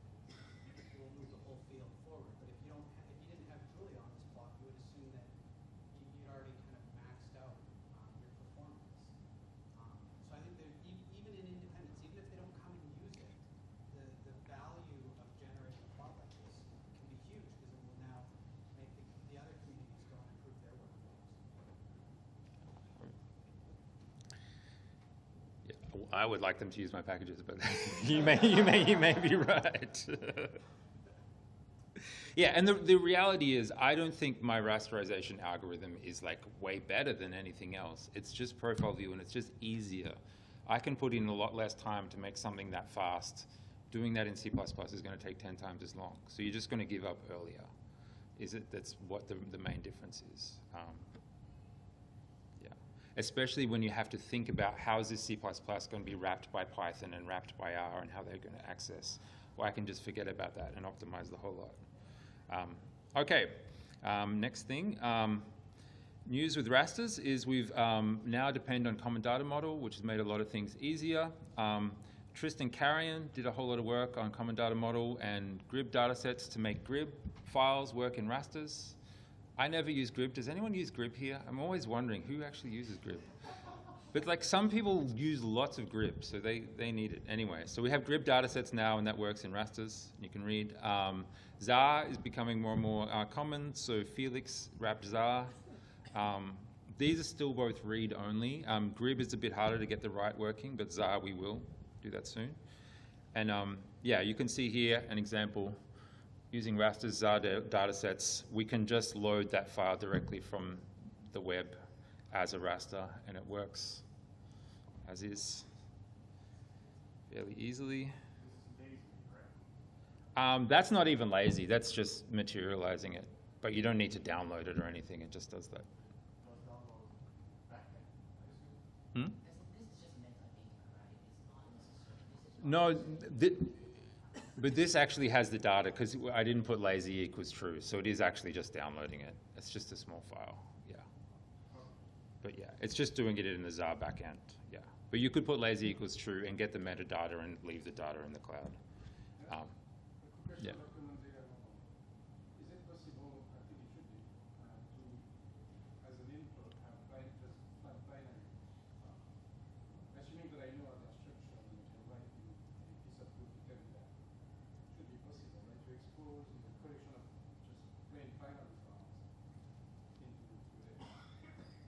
Probably.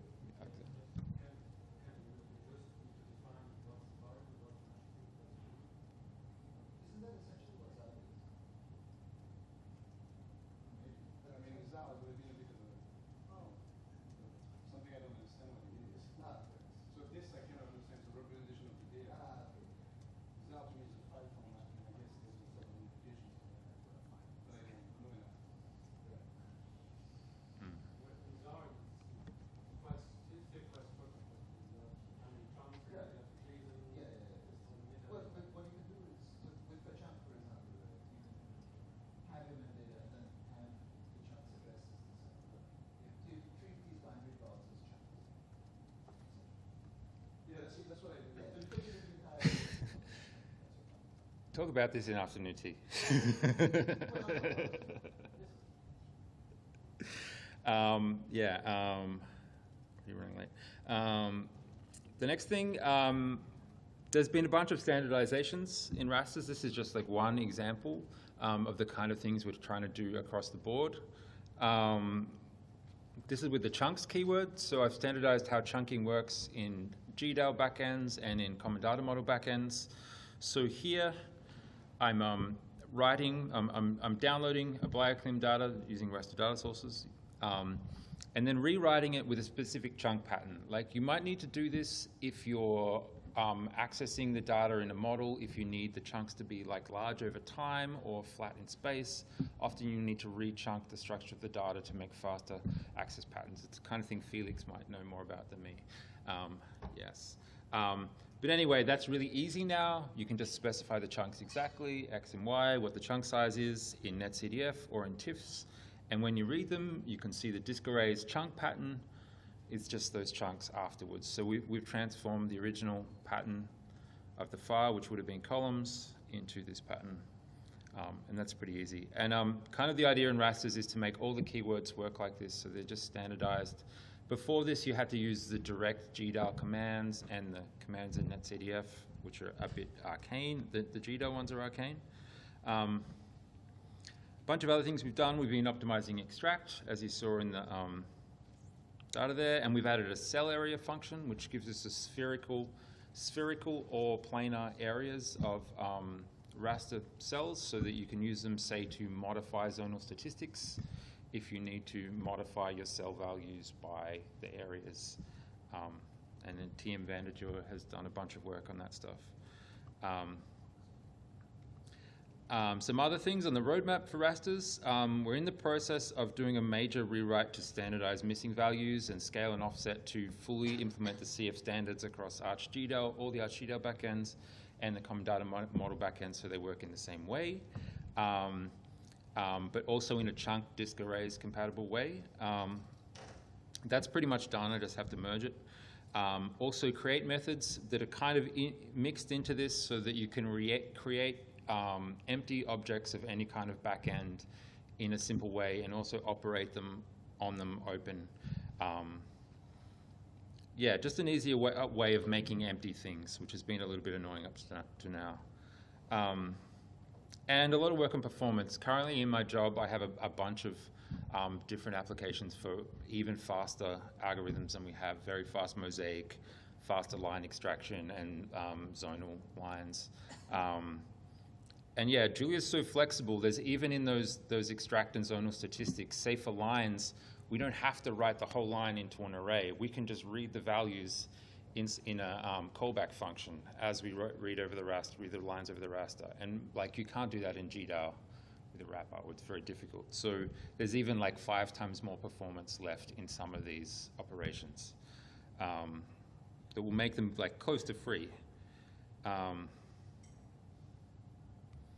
Okay, another thing is, it's been a problem for a while, not everything works lazily with disk arrays. Some algorithms are really hard to write in a chunked way, so we want chunked rasterization. We want to be able to rasterize geometries one chunk at a time to disk, so you can rasterize really large geometries into a really large raster. And the same with extract and all the other methods. We want to be able to extract chunk by chunk instead of over a whole array.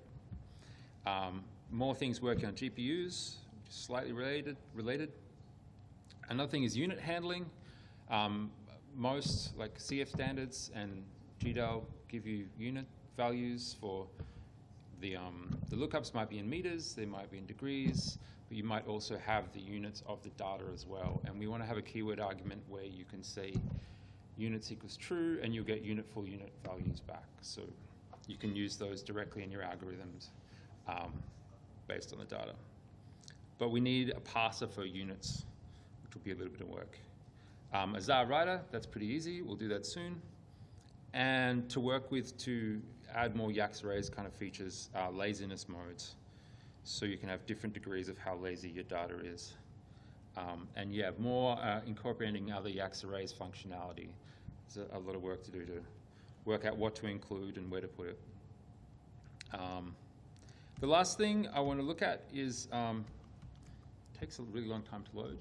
Anshul's done heaps of great work in GeoMachy, and now raster data plots directly in GeoMachy in any projection that you want. So you can plot a raster, this is just a rectangular raster, but we can plot it on the sphere directly or in any other projection. So that's really nice, and it just works with a one-liner now. Yeah, thanks, Anshul. That's it. Any questions? It's a bit of a random question, not just for you, but like this is very impressive work. I think there's a lot in the GeoGeo community that's competitive, whatever is out there. My question is about funding. Kind of how do you, maybe you have success in sending out proposals to the EU to do this sort of work, or is it, what's the situation there in terms of kind of continuing the work in the future and being able to fund? Yeah, I'm an ecologist, and I don't really put in funding proposals for this stuff directly, right? But mostly in my, for the next 6 years, I'm working on projects that need these tools, and I will keep working on them as part of my job. I'm currently paid half the time to work on this stuff as part of doing other ecological projects. But so most of this, like rasters has nearly always been developed in conjunction with some other project goals. Dynamic grids modeling, now it's Conscape modeling. In Australia, it will be spatial species distribution models. I don't think I will be going for direct funding for rasters, but we could definitely do with contributors to specific components. I think the issue will be like how to compartmentalize things enough that people can come in and do the work without too much knowledge of the whole network. So like Geometry Ops is great for that. It's really easy to add a new component to Geometry Ops and get funding to add some new kind of functionality. So yeah, but the actual getting the grants is not something I've been trying. I don't know if you have suggestions. I don't have any. I think there is a growing need if you want to be competitive, because there's other things that need to be built out as well to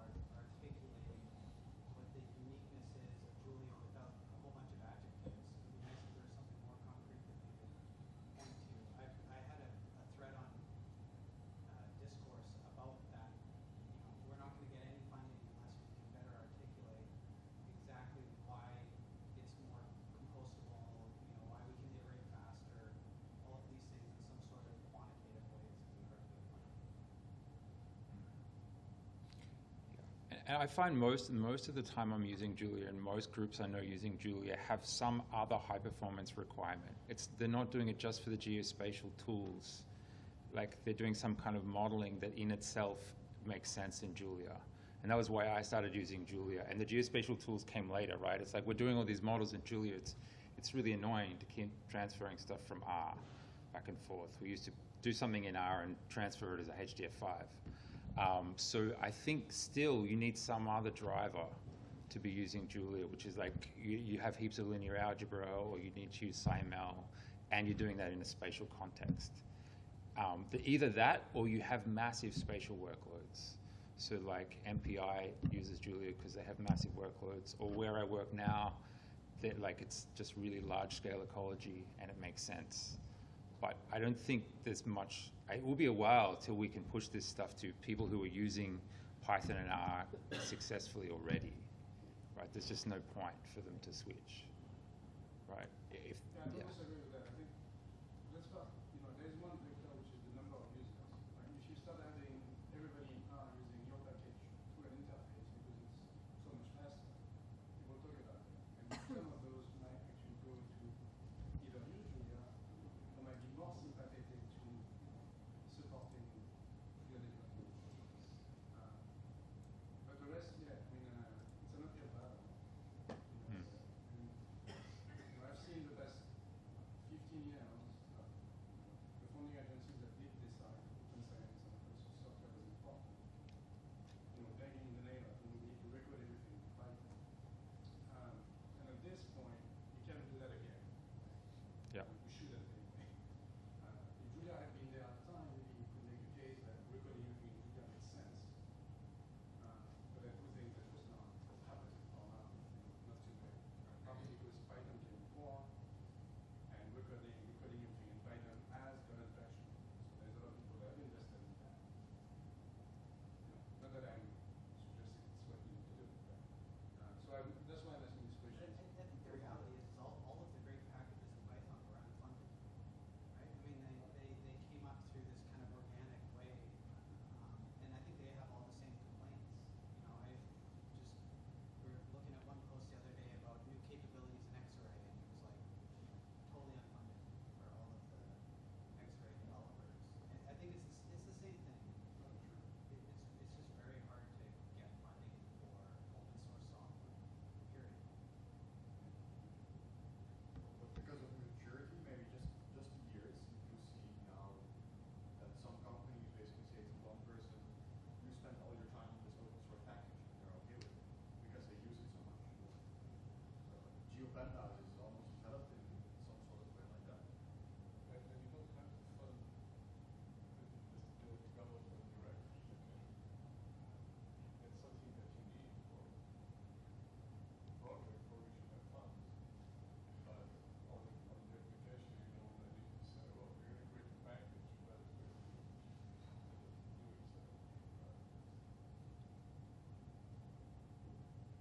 Everybody's selling a package. Nobody wants to fund it. Yeah. Right. Who's, So thank you.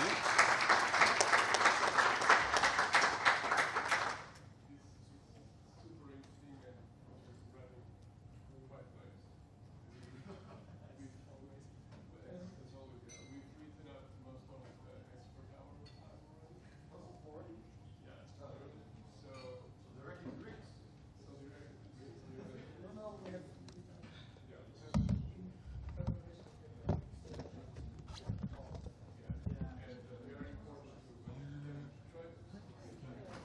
Where's the cable?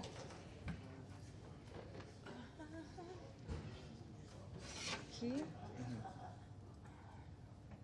I have this one. Don't Okay. worry. Okay.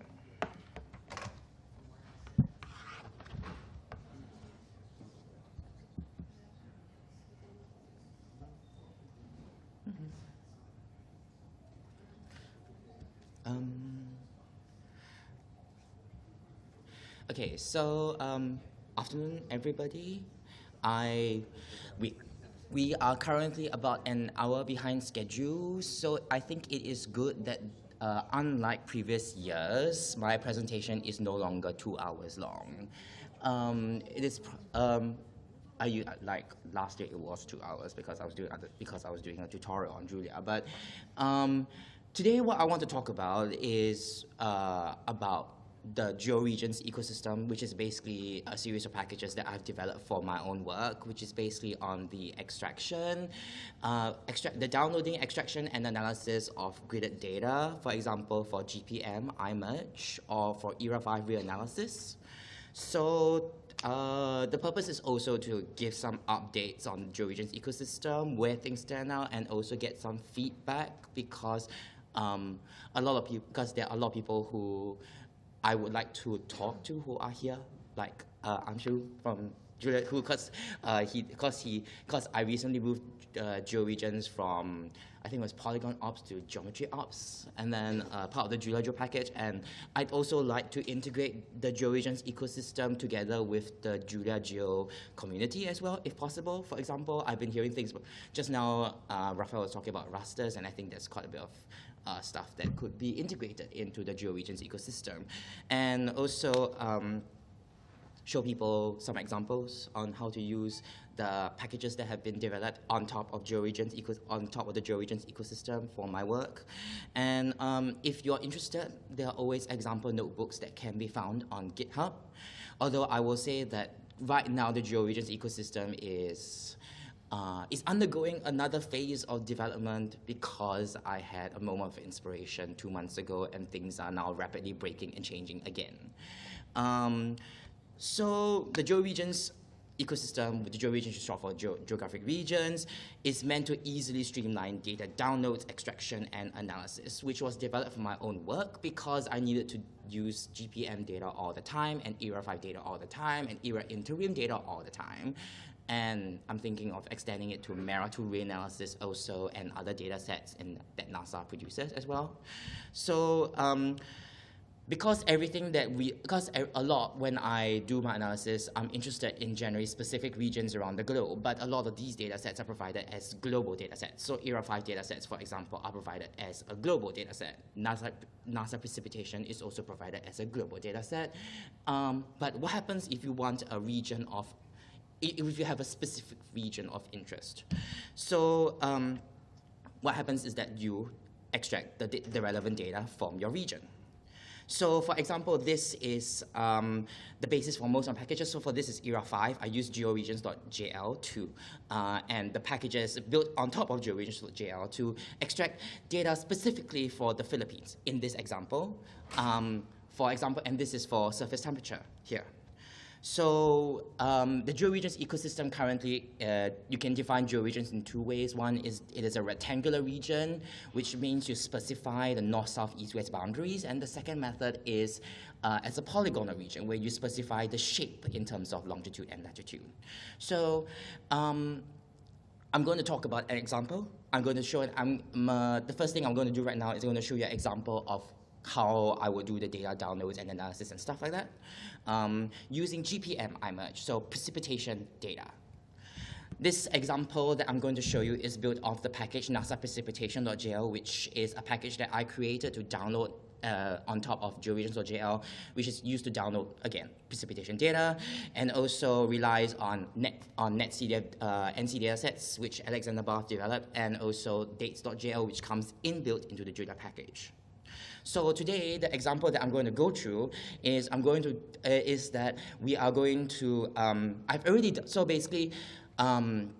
I'm going to provide you guys after the talk with an example script of how to download GPM data. Because downloading the data will take too much time and will take too much space on your laptops anyway, so it's best for you to go back home and do this example when you have more time. But what I will show you is how to extract the radar data. So the example that I'm going to show you later is that I've already downloaded the entire square. But what I'm going to show you is I want to extract the circle within the square. And then we're going to find the spatial distribution of precipitation from 2001 to 2020 over this region. So this is a snapshot of the radar precipitation over Singapore. I'm going to show you how I do some basic analysis with NASA precipitation.jl as well. So Okay. Okay, so this one, let's move this over to here, is it? Yes. Sorry. Okay, here. I am going to do this. So here. So what I'm going to show you is so what I'm going to do is I'm already in the folder. Oh, okay, yes. Okay. Better? Okay, much better. Okay, so active. So basically, I'm already currently in the folder that is Singapore Radar. So basically, this is the project that contains all my data and stuff. So if you look inside, there's the data here, and then there's all sorts of data here. So what I'm going to do is I'm going to show is that I've already downloaded.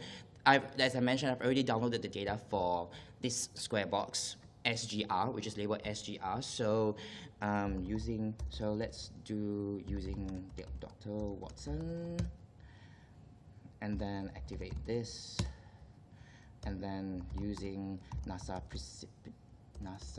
Sorry, I'm literally typing. Using NASA precipitation. Sorry. Oh, I forgot to capitalize the P. Damn. Okay, so for NASA precipitation automatically re-exports georegions.jl. So all the functionality that you see in georegions.jl will be replicated here as well. So let's do georegion SGR path equals to source directory. So what you will see is this is an example of loading a georegion. So a georegion basically here contains in this case, because it is a square, it contains the north, south, east, west boundaries, and you can see the ID, the parent ID, etc., that SGR is based on, and then the NASA precipitation data. So basically, the NASA precipitation data set is iMerge final day, and the start is equal to 2001. Start is equal to date 2001. Stop equals to date 2012, and the path is equal to the data directory. And this is an example of a NASA precipitation dataset. So for a dataset, you define the start and the end dates of the dataset that you want to perform your analysis on or your extraction on, and the path is where your data is located in this case. So data directory in this case is the data folder for this project. I'm not going to Dr. Watson today, but it's basically an offshoot of so basically Dr. Watson's for project management, and this is a shortcut function that allows you to specify the data directory. So with the NASA precipitation dataset, what you can do is that you can download the dataset for the dataset. So NPD, you download the dataset for this georegion, and what's happened here is that I've already downloaded all the data, and I've specified that I don't want to overwrite. So because I specified I don't want to overwrite, it's basically scan through all the files for all the dates, and if it is already there, it just skips to the next one, and because I downloaded all the data, it is already all there. So what I'm going to do next is that, so this is the downloading part, and what I am going to show you now, PyCall, is that I'm going to plot the data equals to PyImport proplot. Is that I'm going to plot the data, and then I'm just going to show you an example of plot from. I'm just going to show you how I usually do the plotting. So how I call the data. So in this case, it is read. So I read the NASA precipitation data set for the georegion for a given date. So in this case, I have so in this case, because it's built on top of NC data sets, this is the data set here for NC data sets. So the data set is, so the longitude is ds longitude, lat equals ds latitude,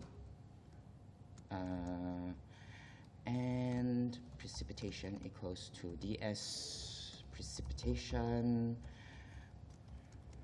And let's just do it for the fifth time element of this one. Oh, the first one. Sorry. Okay. Okay, we got that. And then after that, what I'm going to do is close fix s equals to plots. And then what I'm going to do is, do I have this? Yes, I do. P color mesh lon lat precip.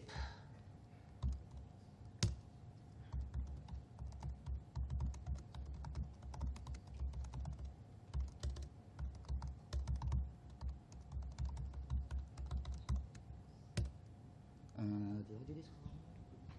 Oh, the first one is sorry.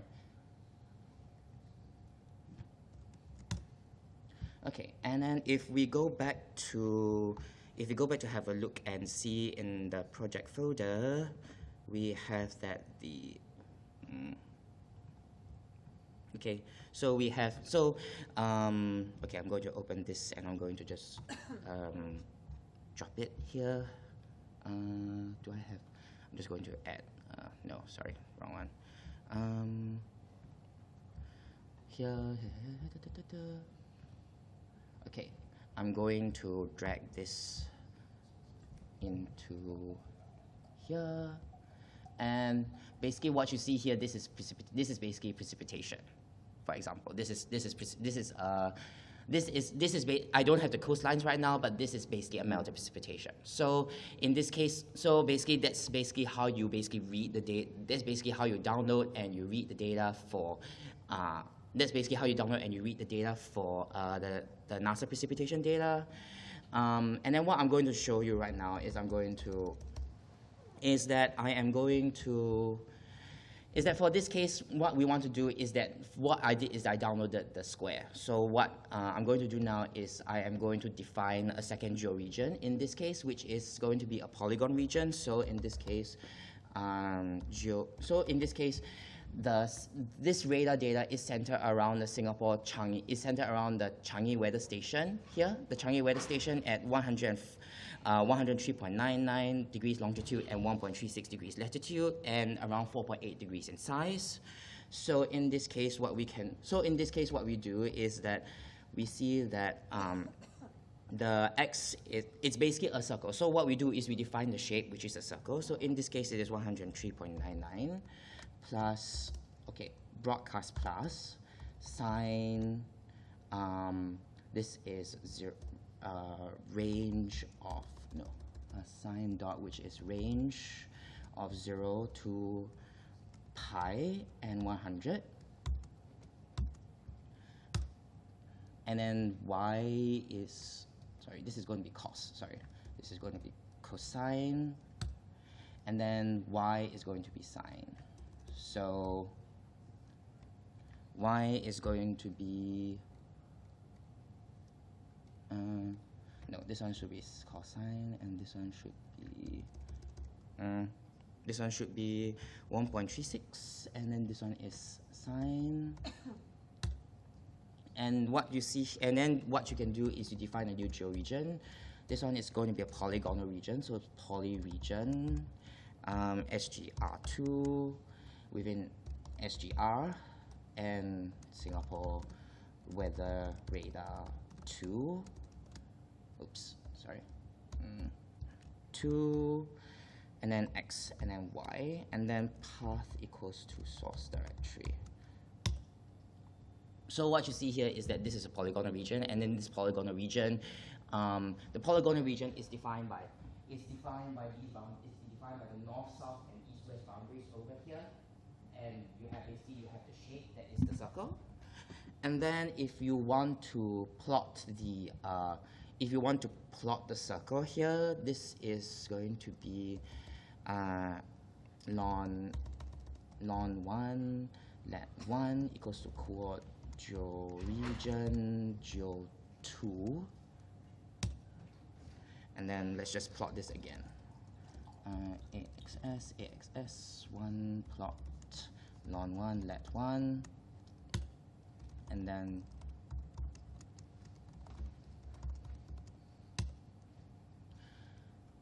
then you see that it is within the circle over here. So basically, if you want to extract a region, so basically when you extract the data, you will extract the data for this circle over here, basically. So if you want to do the extraction, also I realize I defined this one wrongly, because this one is supposed to be x is supposed to be 4.8 times this, and y is supposed to be 4.8 times that as well. 0.8 times that, and then let's define georegion again. Okay, it is already in use. Okay, remove georegion, SG2. Sorry. Oh, sorry, I need to do path. Sorry. Path equals to source directory.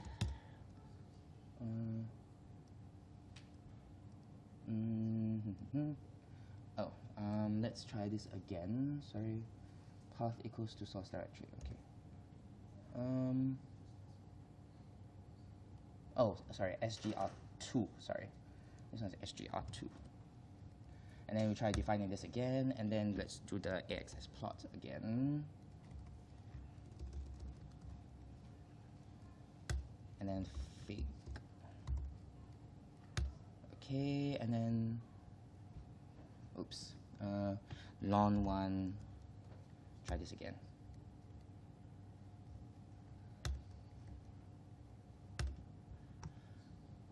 Yeah, and so this is the green one is the correct circle. So that's the correct circle. And then what I'm going to show you is that you can extract the data for the circle. So for NASA precipitation data set, you can extract geo2 from geo.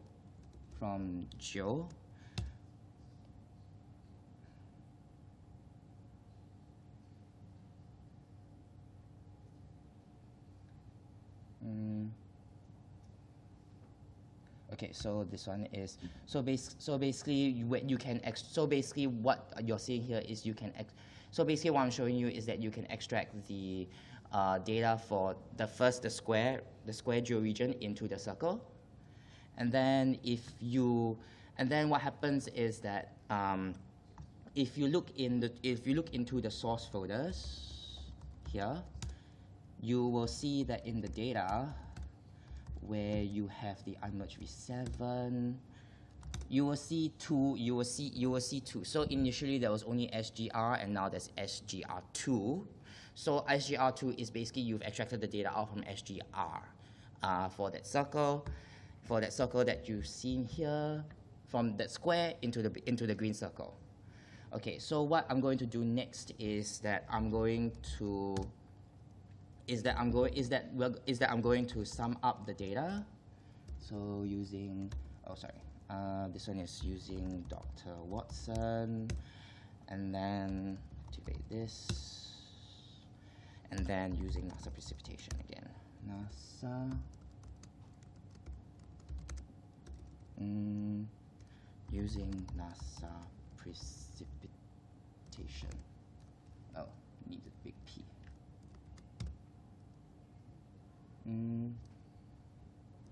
Wait, shit, sorry. Oh, sorry, wrong one.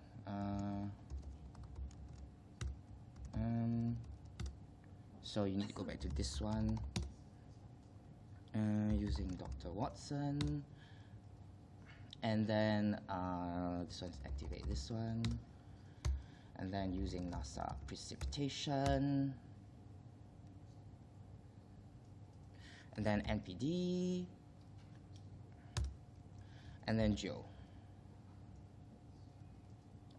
Geo equals to this one. Let's do SGR2 in this case. And then what we're going to do is that for all the dates within NPD start to npd stop. To npd stop, we are going,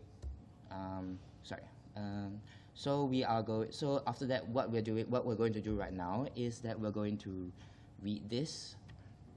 We're going to get the longitude and latitude. Here, we're going to get the longitude and latitude. And then what we're going to do is we are going to get the, and after that we're going to temp array equals to zeros of length,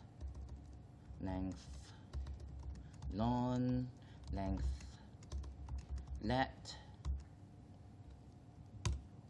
and then for IDT equals to month, equals to npd dot start to month 1 to npd dot stop.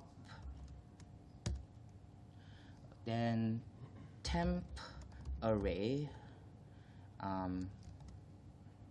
equals to ds, no, equals to, no, you get ds equals to read npd, geo, and IDT. Temp array plus equal to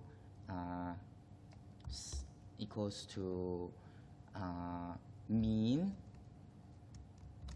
of the ds precipitation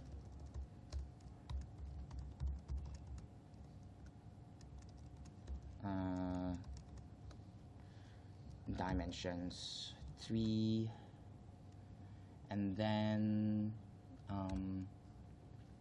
after that, this one, okay, and then you end this loop. Yeah. Mean is not defined. Okay, using statistics. Statistics, and let's try again. And then after that, what you see is it loops through all the files and then it adds. And then after that, let's do the plotting again using PyCore. Proplot equals to PyImport proplot.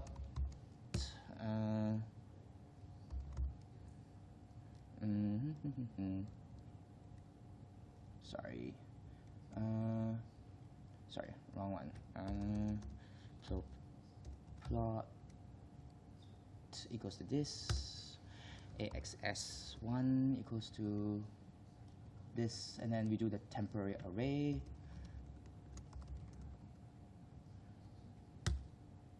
And then we do the fig, say fig. And then we see that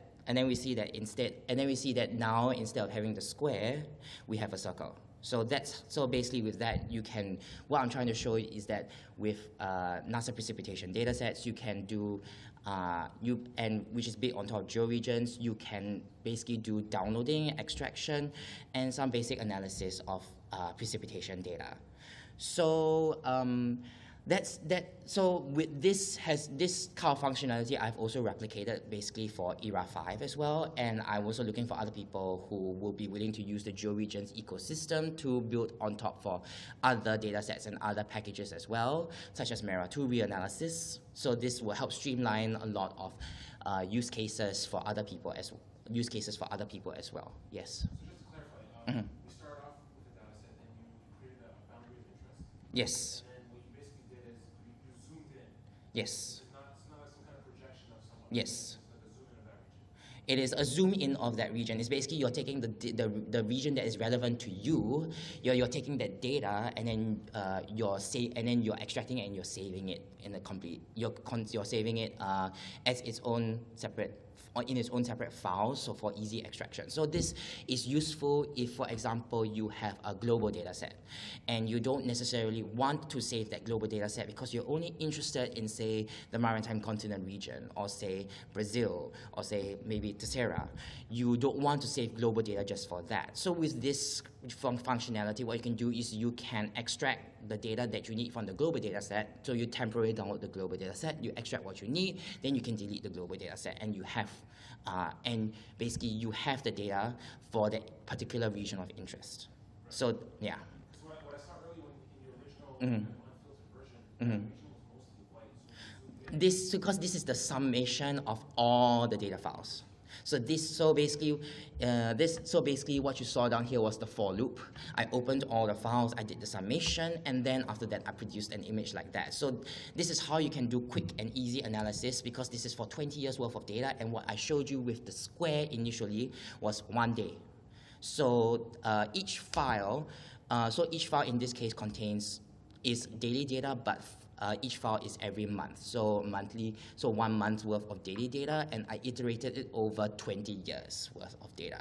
So with that, and I got, this is the temporal mean over 20 years worth of data, for example. So this is how you can do some basic easy analysis with NASA precipitation, which is built on top, of course, of the georegions ecosystem as well. So I've gone through how to extract from SGR into SGR2.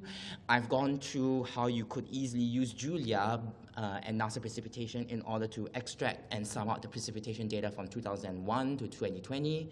And then, of course, you can see the spatial patterns. Actually, if you look close, if you know the geography here, you know that this boundary here, this arc here, is Malaysia, and then what's below is, what's on the southwest is Sumatra, for example. Like that kind of space, you can do some kind of basic spatial analysis, for example. So this is an example of NASA precipitation, which is built on top of the georegions ecosystem.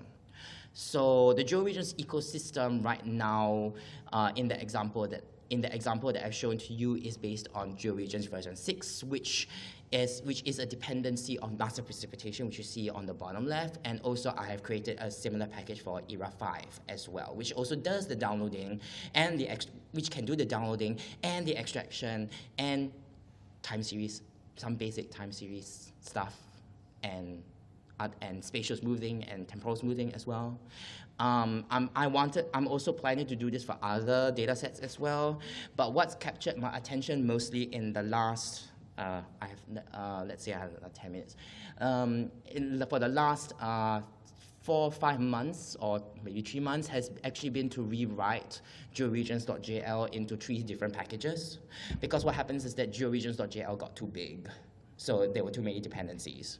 So initially, georegions.jl, you were defining geographic regions, you were doing the extraction of the regions, and then you were also doing land sea masks. So for example, if you're interested in the contrast of precipitation over land and sea, for example, for NASA precipitation, they provide, for example, a land sea mask. So you have, for example, this point is land, this point is ocean, this point is somewhere in between, and it can become useful for analysis if you want to, for example, understand the coastline, for example, because that's both land and ocean.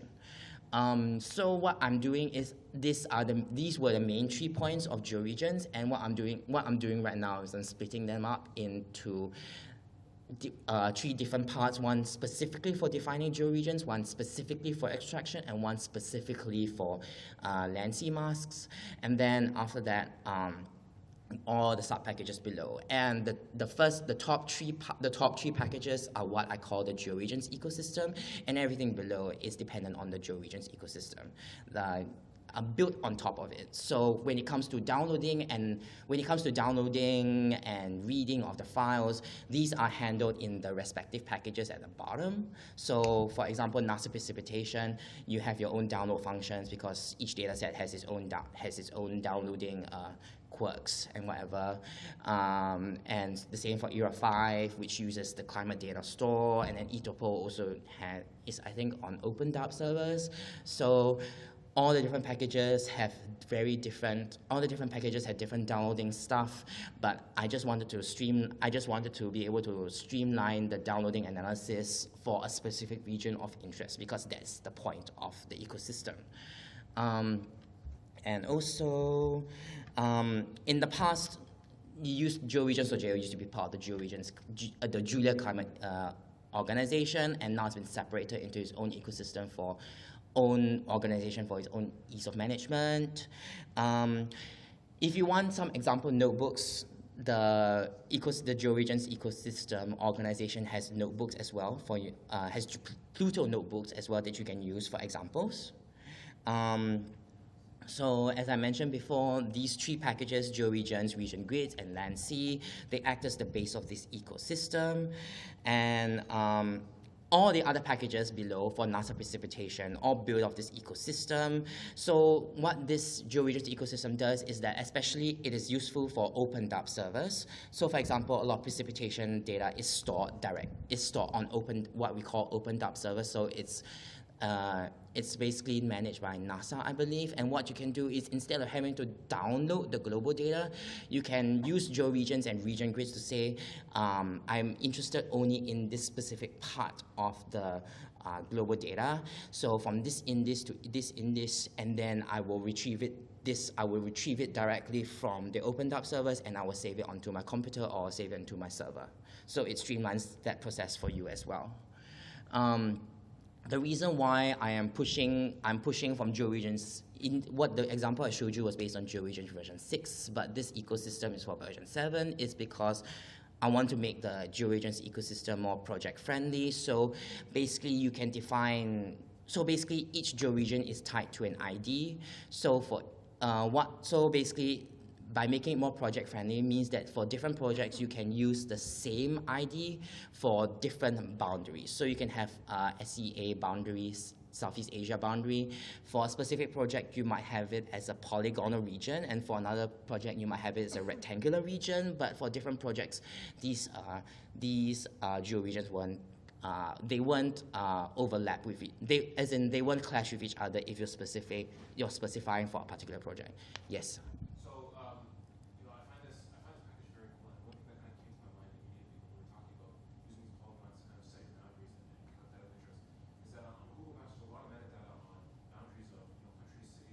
Mm-hmm. And I find it interesting that perhaps there's some kind of synergy there where you can take that boundary and then use this polygon, like search it and actually have a real boundary of the country, for example. Yes. Rather than just a circle or a square and extract out of that. And I think that would really make it. Yes. So I think who is it? Benoit Pasquier has been pushing me to define the ocean basins, for example, as polyregions. I've been trying to do that, but I've only recently had the time. And also, I've also had some predefined georegions, and I didn't show them in today, but I have for the AR6, which is the IPCC 6 boundaries. I have them as predefined regions. I have 2 other sets of georegions or regions, like regions in the globe, defined as georegions as well, predefined in the package as well. But I also welcome if people have the boundaries of interest that they want to see in georegions or JL, just to give them to me, and then I will read the file, and then I'll read and I'll put them as predefined georegions. So I can do that as well. Ocean basins is a bit tricky because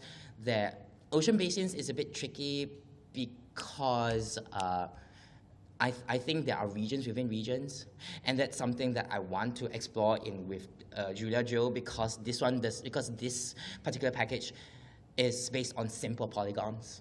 So it does not have polygons within polygons or polygons with something inside that is not valid. You know what I'm saying? So yeah, that's another possible another extension of georegions that I want to investigate further in the future. Yeah. So does that answer? Yeah. I was going to say, because usually boundaries are not really polygons, like most practical. Like, that wouldn't really matter in the case that as long as you have a rough region, that's more than enough. Yeah, so it's that kind of thing. It's basically that kind of thing.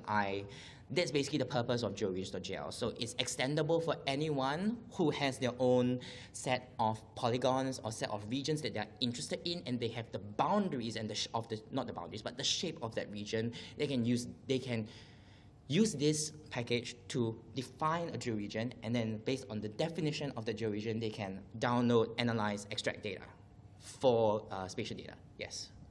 I have 2 thoughts. My first thought was, do you think you have all these different packages for accessing the different data? Could you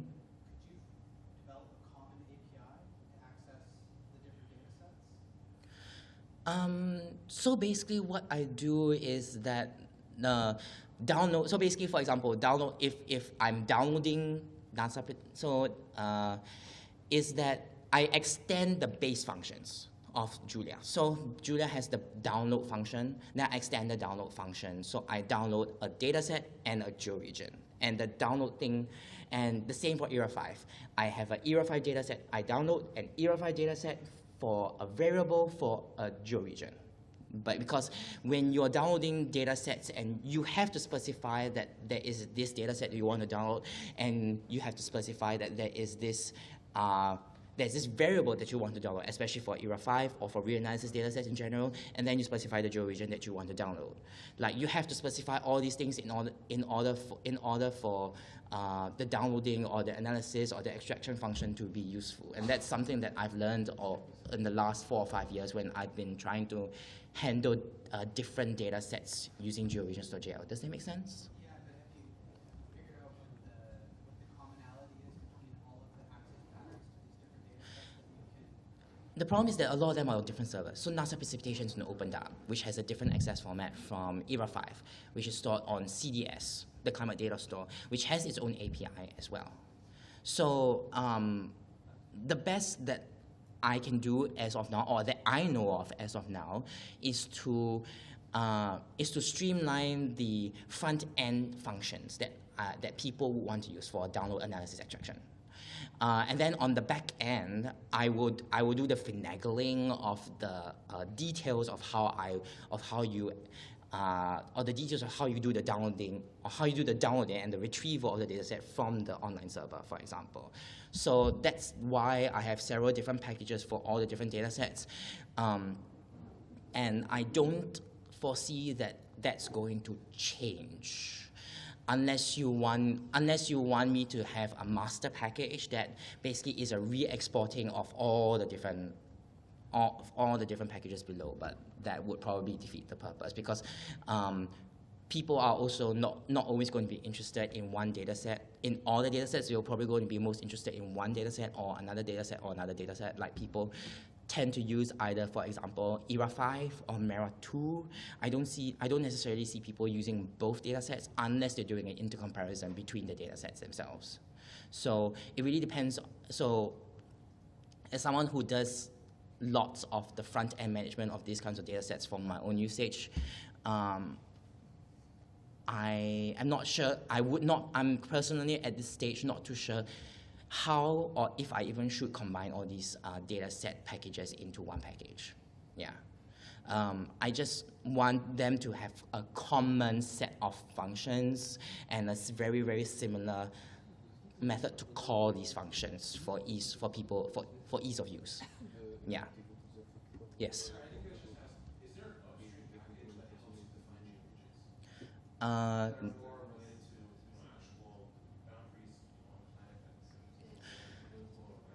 It seems like a critical part of the infrastructure to kind of have a full pipeline. Like, the data rate is certainly important, and then after that, part of the work was to define the GeoRegion. I think it's very interesting if there was something that would actually... Like right now, for me, GeoRegion, I actually define GeoRegions in the GeoRegion package itself. So the GeoRegion, I have several different ways to define GeoRegions. One is a rectangular region where I just specify the north, south, east, west. One is a polygonal region, I specify the x, y of the shape. So that's how I currently specify GeoRegions. I'm not sure if that answers your question. No, Yeah. I was saying whether or not there was an upstream package that would kind of be more sophisticated in its ability to generate these regions, whether from actual data of maps and whatnot. Kind of relates to what I was saying before, but it does answer the question. I would assume that there is no separate package. There's no separate package. Yeah. Yeah, I mean, the only way, because a lot of these regions are defined, like, for example, country data, they are defined, I think a lot of them have GJSON, so I would have to read the GJSON data and then put it into a specific format that for this package. Yes, Anshu. Sorry, just another comment. There are a couple of packages. Mm-hmm. But if you're asking specifically about getting data, let's say you want the border of the country, or the country data of the country. So there's a package called GADN.jl, which gets you like national and subnational borders, all the way down to usually a district level. That's like sub-state. Mm-hmm.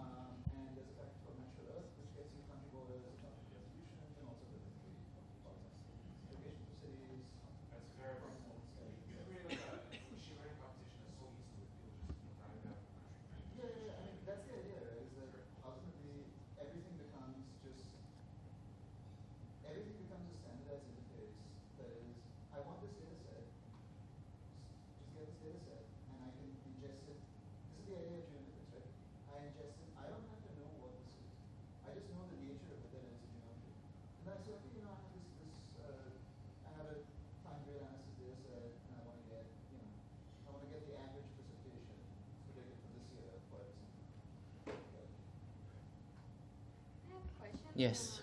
In Brazil, we commonly use socioeconomic regions, right? So we can download it by the government in shape files. So I'm looking at the documentation here. So I could just call the shape file, inform what the column is the polygon, and create a region for that socioeconomic. Yes, so basically what you need is for the shapefile, you'd have to have the I assume you have the longitude and latitude boundary points, right, that define the shape, right? So what you can do is, as example just now, you just define a polygon region, and then you have x equals to the longitude points, y equals to the latitude points, and then after that, you just define the georegion, and then you can just use the georegion for analysis of, say, NASA precipitation data example. Yeah. Yeah, I could also use multi-polygon. Multi-polygon information. What polygon, sorry? There is multi-polygon. Oh, multi-polygon? I haven't done the multi-polygon thing yet. The multi-polygon thing is something that I want to do for version 8, but I haven't had the opportunity, because all these are simple polygons. I haven't had the opportunity to reorganize the package such that I can have polygons that are separate, so different polygons, or a polygon with a large region where the data is mostly valid, but some interior area where it's not valid. You know what I'm saying? So I haven't progressed to that particular stage yet. It is on my to-do list. I hope to integrate it with JuliaEO in order to make that happen. But for now, it's not something that I have done yet, if that makes sense. Yeah, of course. But it is something that I am looking to do in the future for more complex domain analysis or more complex regional analysis. Yeah, but that's something that I am thinking of doing in the future. Yeah. So yeah. So with that being said, I just wanted. It's just that I was splitting it because georegions.jl was getting a bit too big. There were too many things going into the single package that was meant to be lightweight. So it's easier to maintain the 3 different packages: georegions, region grids, and Lancy separately. So just some future plans. So georegions, as I mentioned before, has switched dependencies for polygon operations, because quite often when you're doing analysis, especially if you want to do extraction, you want to know that the data you're extracting the region from is within the bounds of the data that you have. So sometimes you want to show that a region is inside another georegion, or a region is on the georegion. So I switched from polygon ops to geometry basics. I'm asking for help for that for the people that are here in order to learn the ropes for the polygon operations. There are also more extractions for region grids. So basically, previously region grids, you had to use a rectilinear longitude-latitude grid. I am currently in the process of extending it for more generalized and unstructured grids. So for example, it will be useful for WRF. So this is a WRF domain here. So WRF is the data output is not on a rectilinear longitude-latitude grid. It is quite often on whatever domain that you have defined. It's basically like a reprojected longitude-latitude grid. But basically, I'm trying to use region grids to do a generalization to generalize region grids to WRF output, and also potentially for unstructured meshes or cube sphere meshes like CASM2, for example. This is in the works right now. And also Lancy.jl, which is for Lancy masks, is now a lightweight package. Instead of previously I also had the functionality to download eTopo Lancy mask as well, or eTopo topographic masks as well, but that is now in its separate package. I am currently updating NASA precipitation and ERA 5 reanalysis to accommodate the upcoming changes to the georegions ecosystem. I plan to do it over this week and over the winter break, so January, February as well. The documentation for georegions.jl is also available. I recommend you guys go read it. And also, I'm also looking for help, or not for help, but I'm also looking for advice to how to structure the documentation. I think it's pretty comprehensive right now, but I'm also looking for ways in which to improve the ease of the ease of getting to you, or the ease in which people are able to start using GeoRegions.jl. So if you have any questions with that, please let me know, and please give me some feedback. And one last thing, I'm also planning to graduate this spring.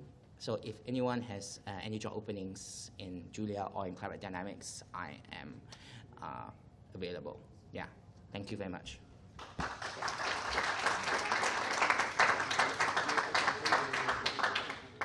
Yeah, yes. Yes. It is available right now. It is available. It is currently available. It's currently available at version 3.1.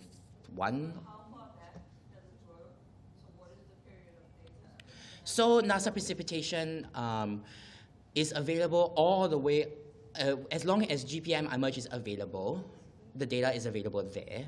The GPM emerge, you can use NASA precipitation to retrieve that data. So you just have to specify the start date and the stop date. I believe I put a control on the start date that you cannot access the data before 2000 of June, but that was because during that time, NASA precipitation, the GPM, they had not made data before June of 2000 available. So anything that is from June 2000 onwards, you should be able to download up to 3 months before present day, because the final version of the data is only available 3 months after the current date. So you have, yeah. So basically the answer is yes. You should be able to download everything from June of 2000 to 3 months before the current date. Yeah, as long as it's available. Yeah. I was actually going to say, is the coverage of all continents? As in, it depends on what you it depends on whether on what you specify for the georegion. If you don't specify a georegion, the default will be a global coverage. So the default for the NASA precipitation will be for the globe. But the purpose of georegions is that you don't want to download the global data because the global data is huge. So if you're interested in a specific area, specify that specific area and then do the download. But NASA precipitation, GPM, iMerge, the valid range for spatial range is the entire longitude, 0 to 360, and then from -50 to 50. So those are the boundaries that GPM set. But those are not the boundaries that I set. But that's what GPM did. So I had to follow. So basically, you have to follow whatever valid data is available, provided by NASA. Yeah, does that make sense? Okay, of course. Mm.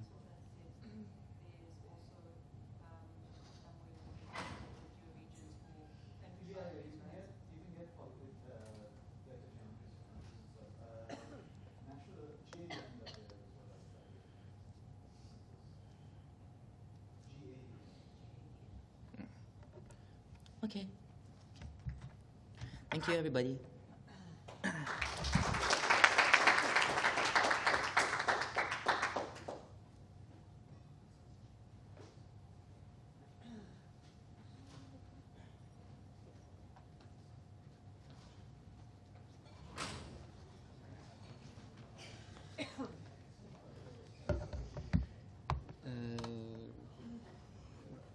Where?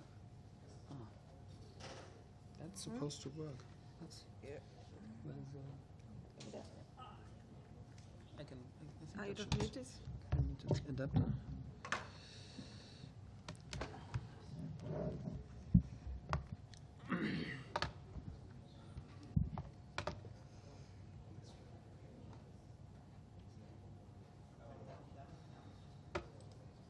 So I actually wanted to show, first start with pyramid scheme, but for some reason my VS Code restarted and now it's not working anymore.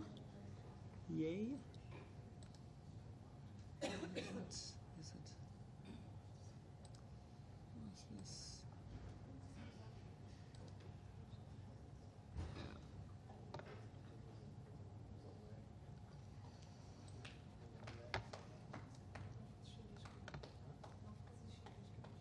No, that doesn't work.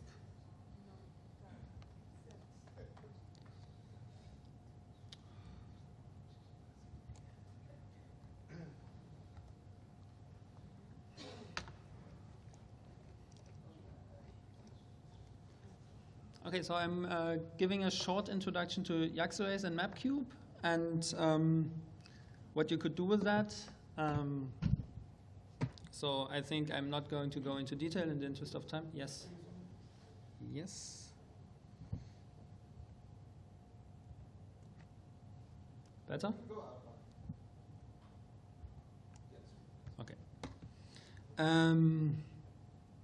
So as Raf said, that Yaxarrays is basically a package building on dimensional data. So the idea is that this is for very large data sets that are much larger than your RAM. So everything lives on the disk or on some cloud storage. So you don't want to access the data if you don't necessarily need it. And then you want to process some data on it. And as Rafa said, we would like to, or I think it would be valuable to merge the raster functionality or the input functionality into rasters, and then only have the so-called MapCube function in Yaxarrays that I'm going to talk about. So we start by loading some ZAR data. This is now a very, very small data set, just that it runs a bit faster. So we get the data as we would also get it in rasters or dimensional data with axes and some metadata, and then we can access it. And then we have the MapCube function, which is basically a generalization of a map slices, because in map slices you can only apply a function across one dimension. In MapCube you can combine multiple dimensions in the input, but also in the output, to do all kinds of analyses. And so the first one is to apply a simply a function across one dimension. You specify the input, you specify the outdims, which is empty because it's a reduction, and then you can apply this function. So, and then here we always, or you can pre-allocate your output to basically improve performance, because you then can reuse this this data for multiple parts of your chunks. And then if we apply the median over time, it takes 10 seconds, and you get a data cube that is reduced in one dimension. So you lose the time dimension because you reduced over it, and then you can continue working on that. And apparently I didn't restart the whole thing, which is bad.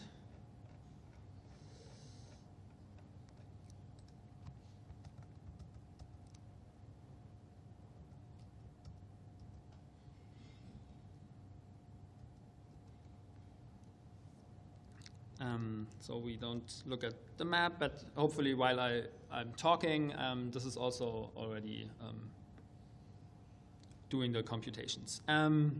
So you can also map on all elements, or you could also use broadcast to, here in this example, to convert from Kelvin to Celsius. And then we can plot it. I think the stim array is not needed anymore.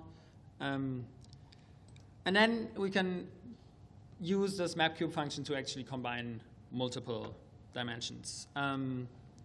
So here we define a norm. So we normalize the time series data by the mean and the standard deviation, but we want to keep the mean and standard deviation as extra variables. So we can here define, okay, we have not only one output, but we have multiple, and we have one input. And then we define the functionality, which is just normalizing by subtracting the mean and dividing by the standard deviation. And then in the in-dims and out-dims, we define, okay, the input is the time axis, and the output is for the first one is the time axis, because it's just a normalized time series. And for the others, it's empty, but we write the data into a means.nc or a std.nc. And by doing that, we define this map cube where we start with the function, and then we can, I should still run it, right?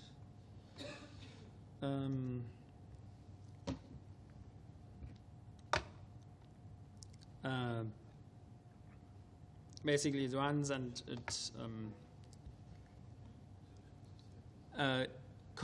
constructs all three outputs. And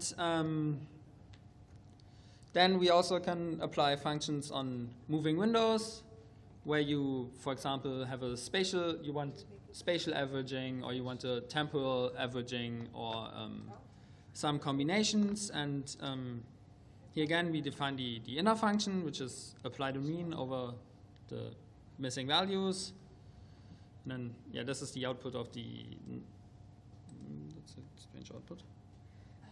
That's the standard deviations of the air temperature. And then here we can apply this mean.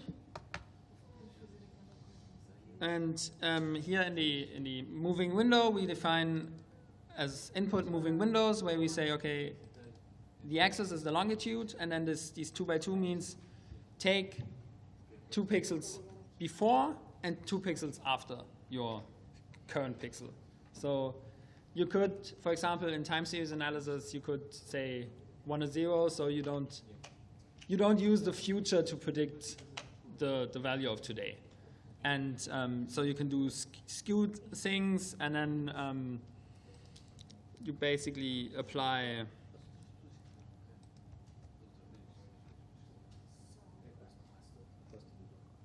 should make the figure, and so we have the averages, the means of the air temperature, but then we can also, and then we can compare this to the mean of the average filtered means, and we see this blurring effect, and then we can even define new output dimensions, which, for example, if you do temporal decompositions, you could say you can either apply a FFT, or you can we're going to use signal decomposition, where you can basically say, okay, my output is not a reduction, but actually I'm increasing the number of dimensions, because I'm splitting my time series into a trend component and a seasonality. And then apparently I broke something here. And so, yeah, this is just the time series of air temperature here in Angra. And now if we would do, now we can, so this would be just for a single time series, or for this one single point.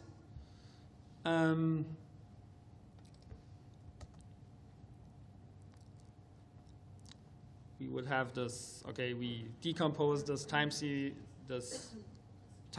into some seasonality and some residual, and then we can apply this for the whole thing and here we define an extra output dimension where we define a DIMS. So we say, okay, as output we have the time axis, and we have a special scale axis, which we define new, which has 2 components, which is seasonal and anomalies. And then here we basically save the first output into the first part of the axis and the second output into the second. And this is just the inner function, and then we apply this by using the input and output dimensions. Yeah.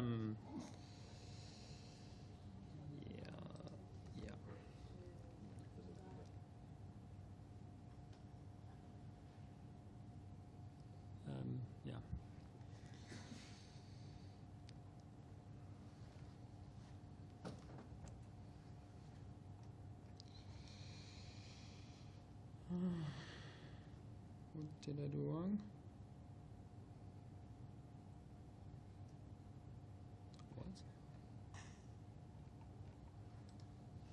What?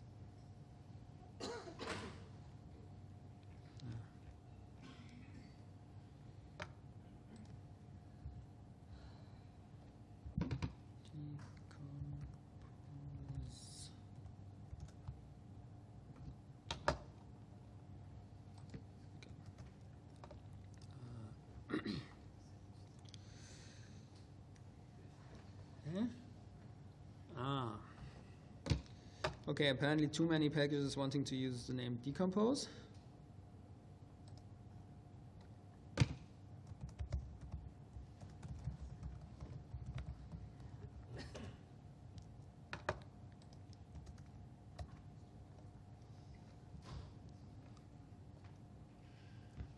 So, are there any questions so far? Am I?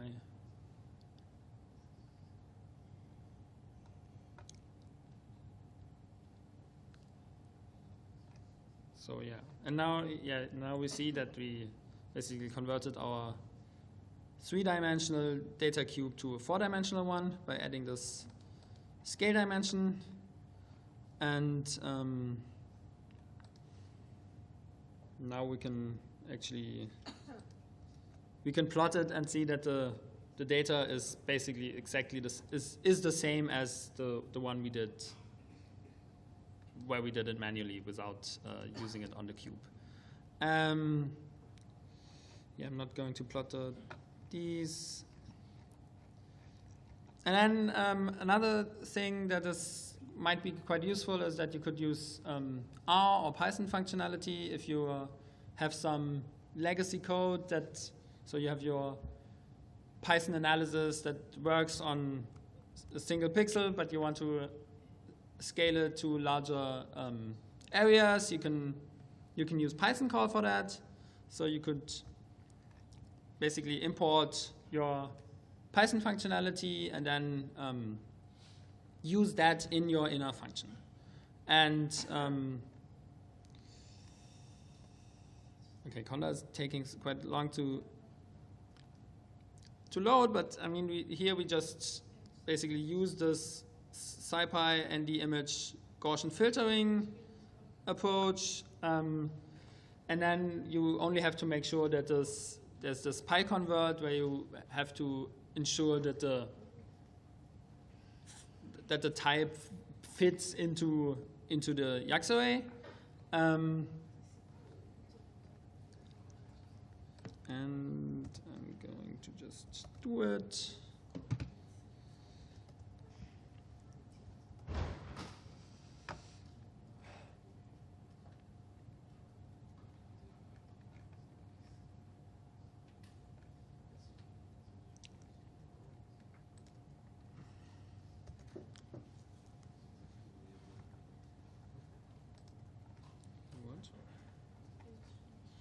And so this was all single threaded and on a single worker, but you can also use Yax arrays to quite easily upscale your computation by using distributed or using threads, and the Yax array package is going to use whatever resources you have available. So the idea is that here we just use distributed, we add some processes, but also if you would start Julia with multiple threads, it will also use them. And then with distributed, you have to make sure that your packages that you're going to use are loaded on all workers. And then you also have to define your inner function on all workers. So once that is done,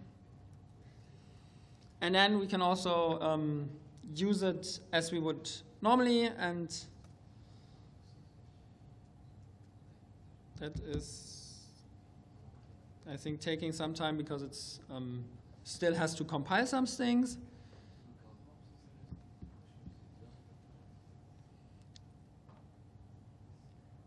But if we do it again, should be 2 seconds, right? So we see here this takes 2.5 seconds, while the first one took 18 seconds. So this is just speeding up your processes a bit. And that's everything I wanted to talk about in Açores. And I mean, yes, so we, as Rafa said, I think we should streamline the integration between Açores and rasters a bit, because Açores has some of these loading capabilities that could live in rasters, and I think the Açores package focuses most on this mapcube functionality and on these automatic parallelization schemes. And now I'm just have a look at whether this is actually loading again.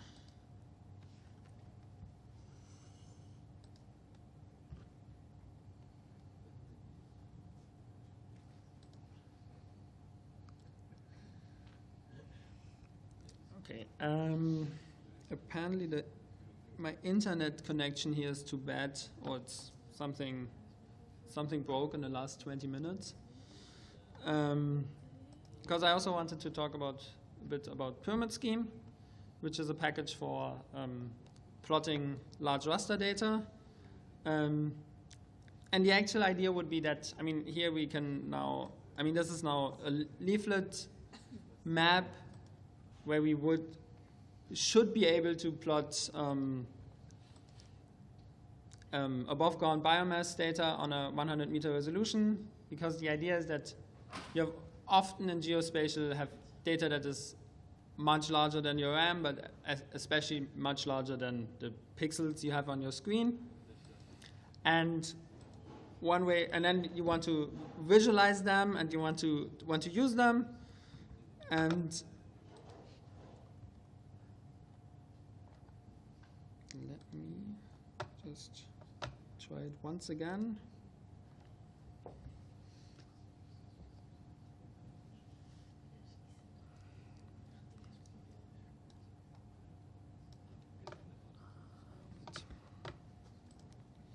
Or I can just show you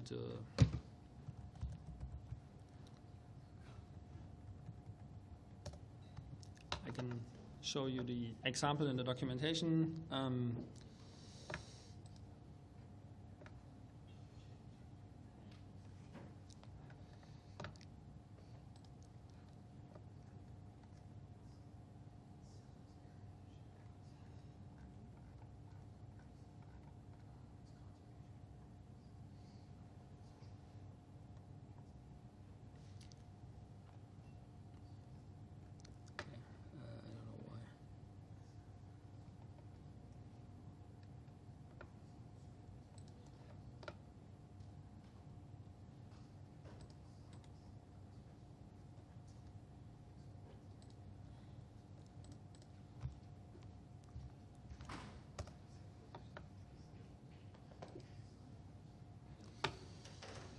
Okay, now something broke.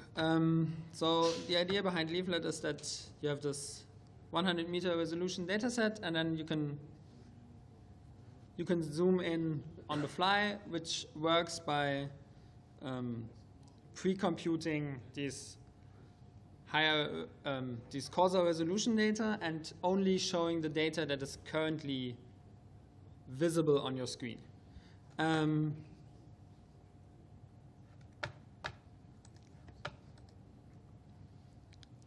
So the idea is that, for example, so why would you use this?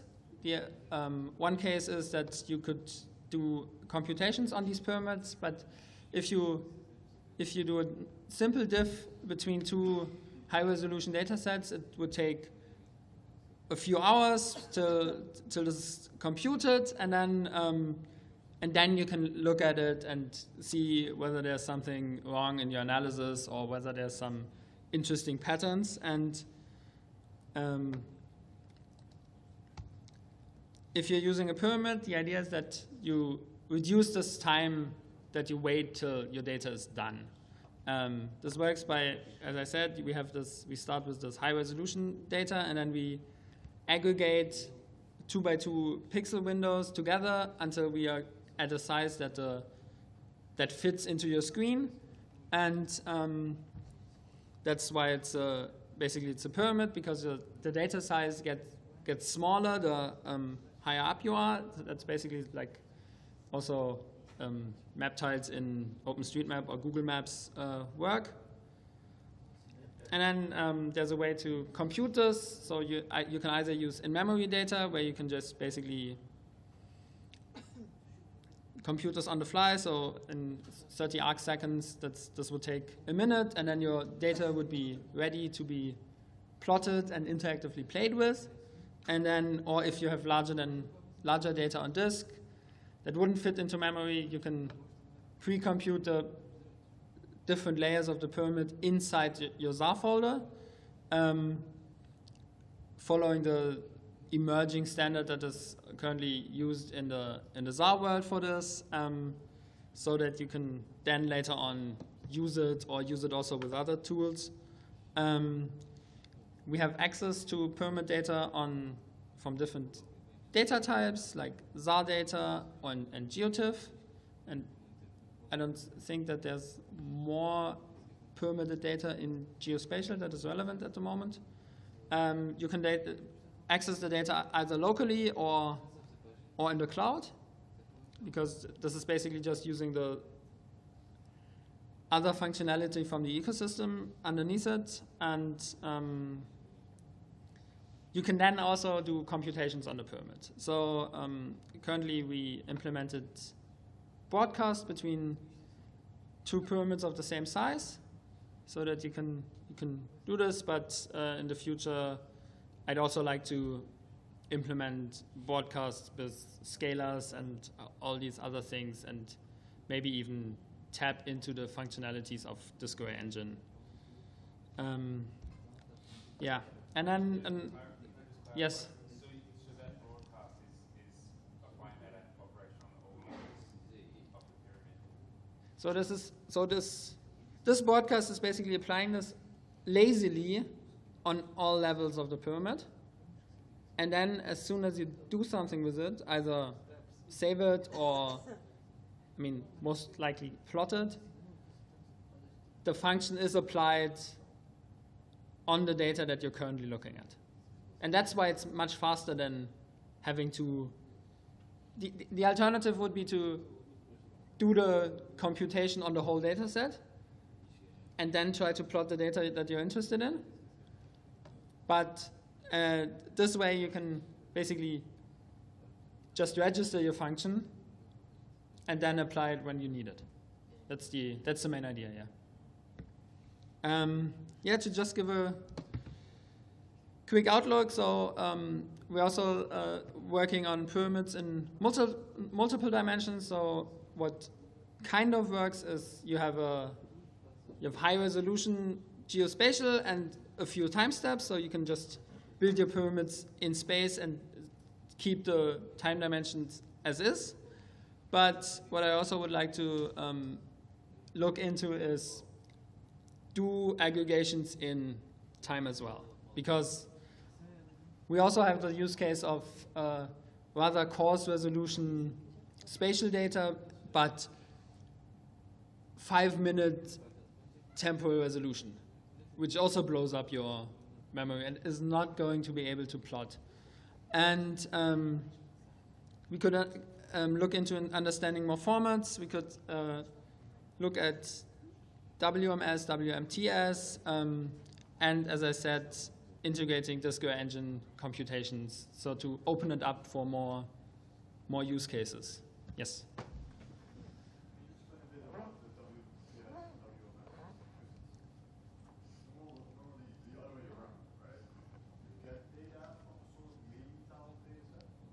Yeah.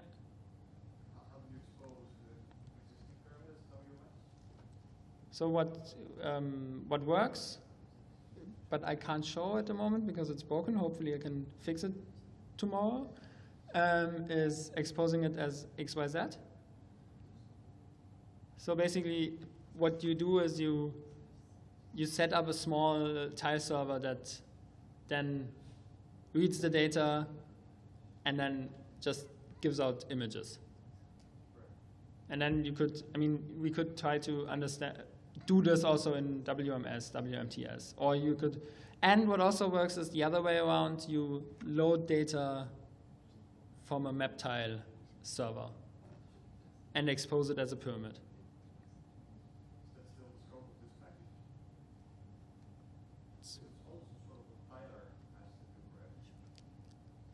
Yeah, there's some overlap that we should sort out in what functionality should live where. But we have a PR that kind of works to get a map tile as a pyramid. So generating data so it fits into a scheme specifically, implementing a WTMS or WMS server, I would strongly advise against. Yeah. Just because you have to touch a whole load of XML to be compliant with some services. Yeah, most likely this is just, yeah, maybe not. Maybe someone actually needs it, and then someone will come up with it. What? Then he or she should pay us to do that. Yeah. With the WMS, I'm okay with that. Yeah. Have you benchmarked against GDAL? I was thinking, like you can do generate the pyramids for a geotip or something like that, just to see if there's any difference in performance. Not yet, but yeah. It's on the roadmap. It's on the issue list to benchmark against GDAL at all, to see whether there's some what's the overlap or what's the performance. Yeah. Okay. I'm done.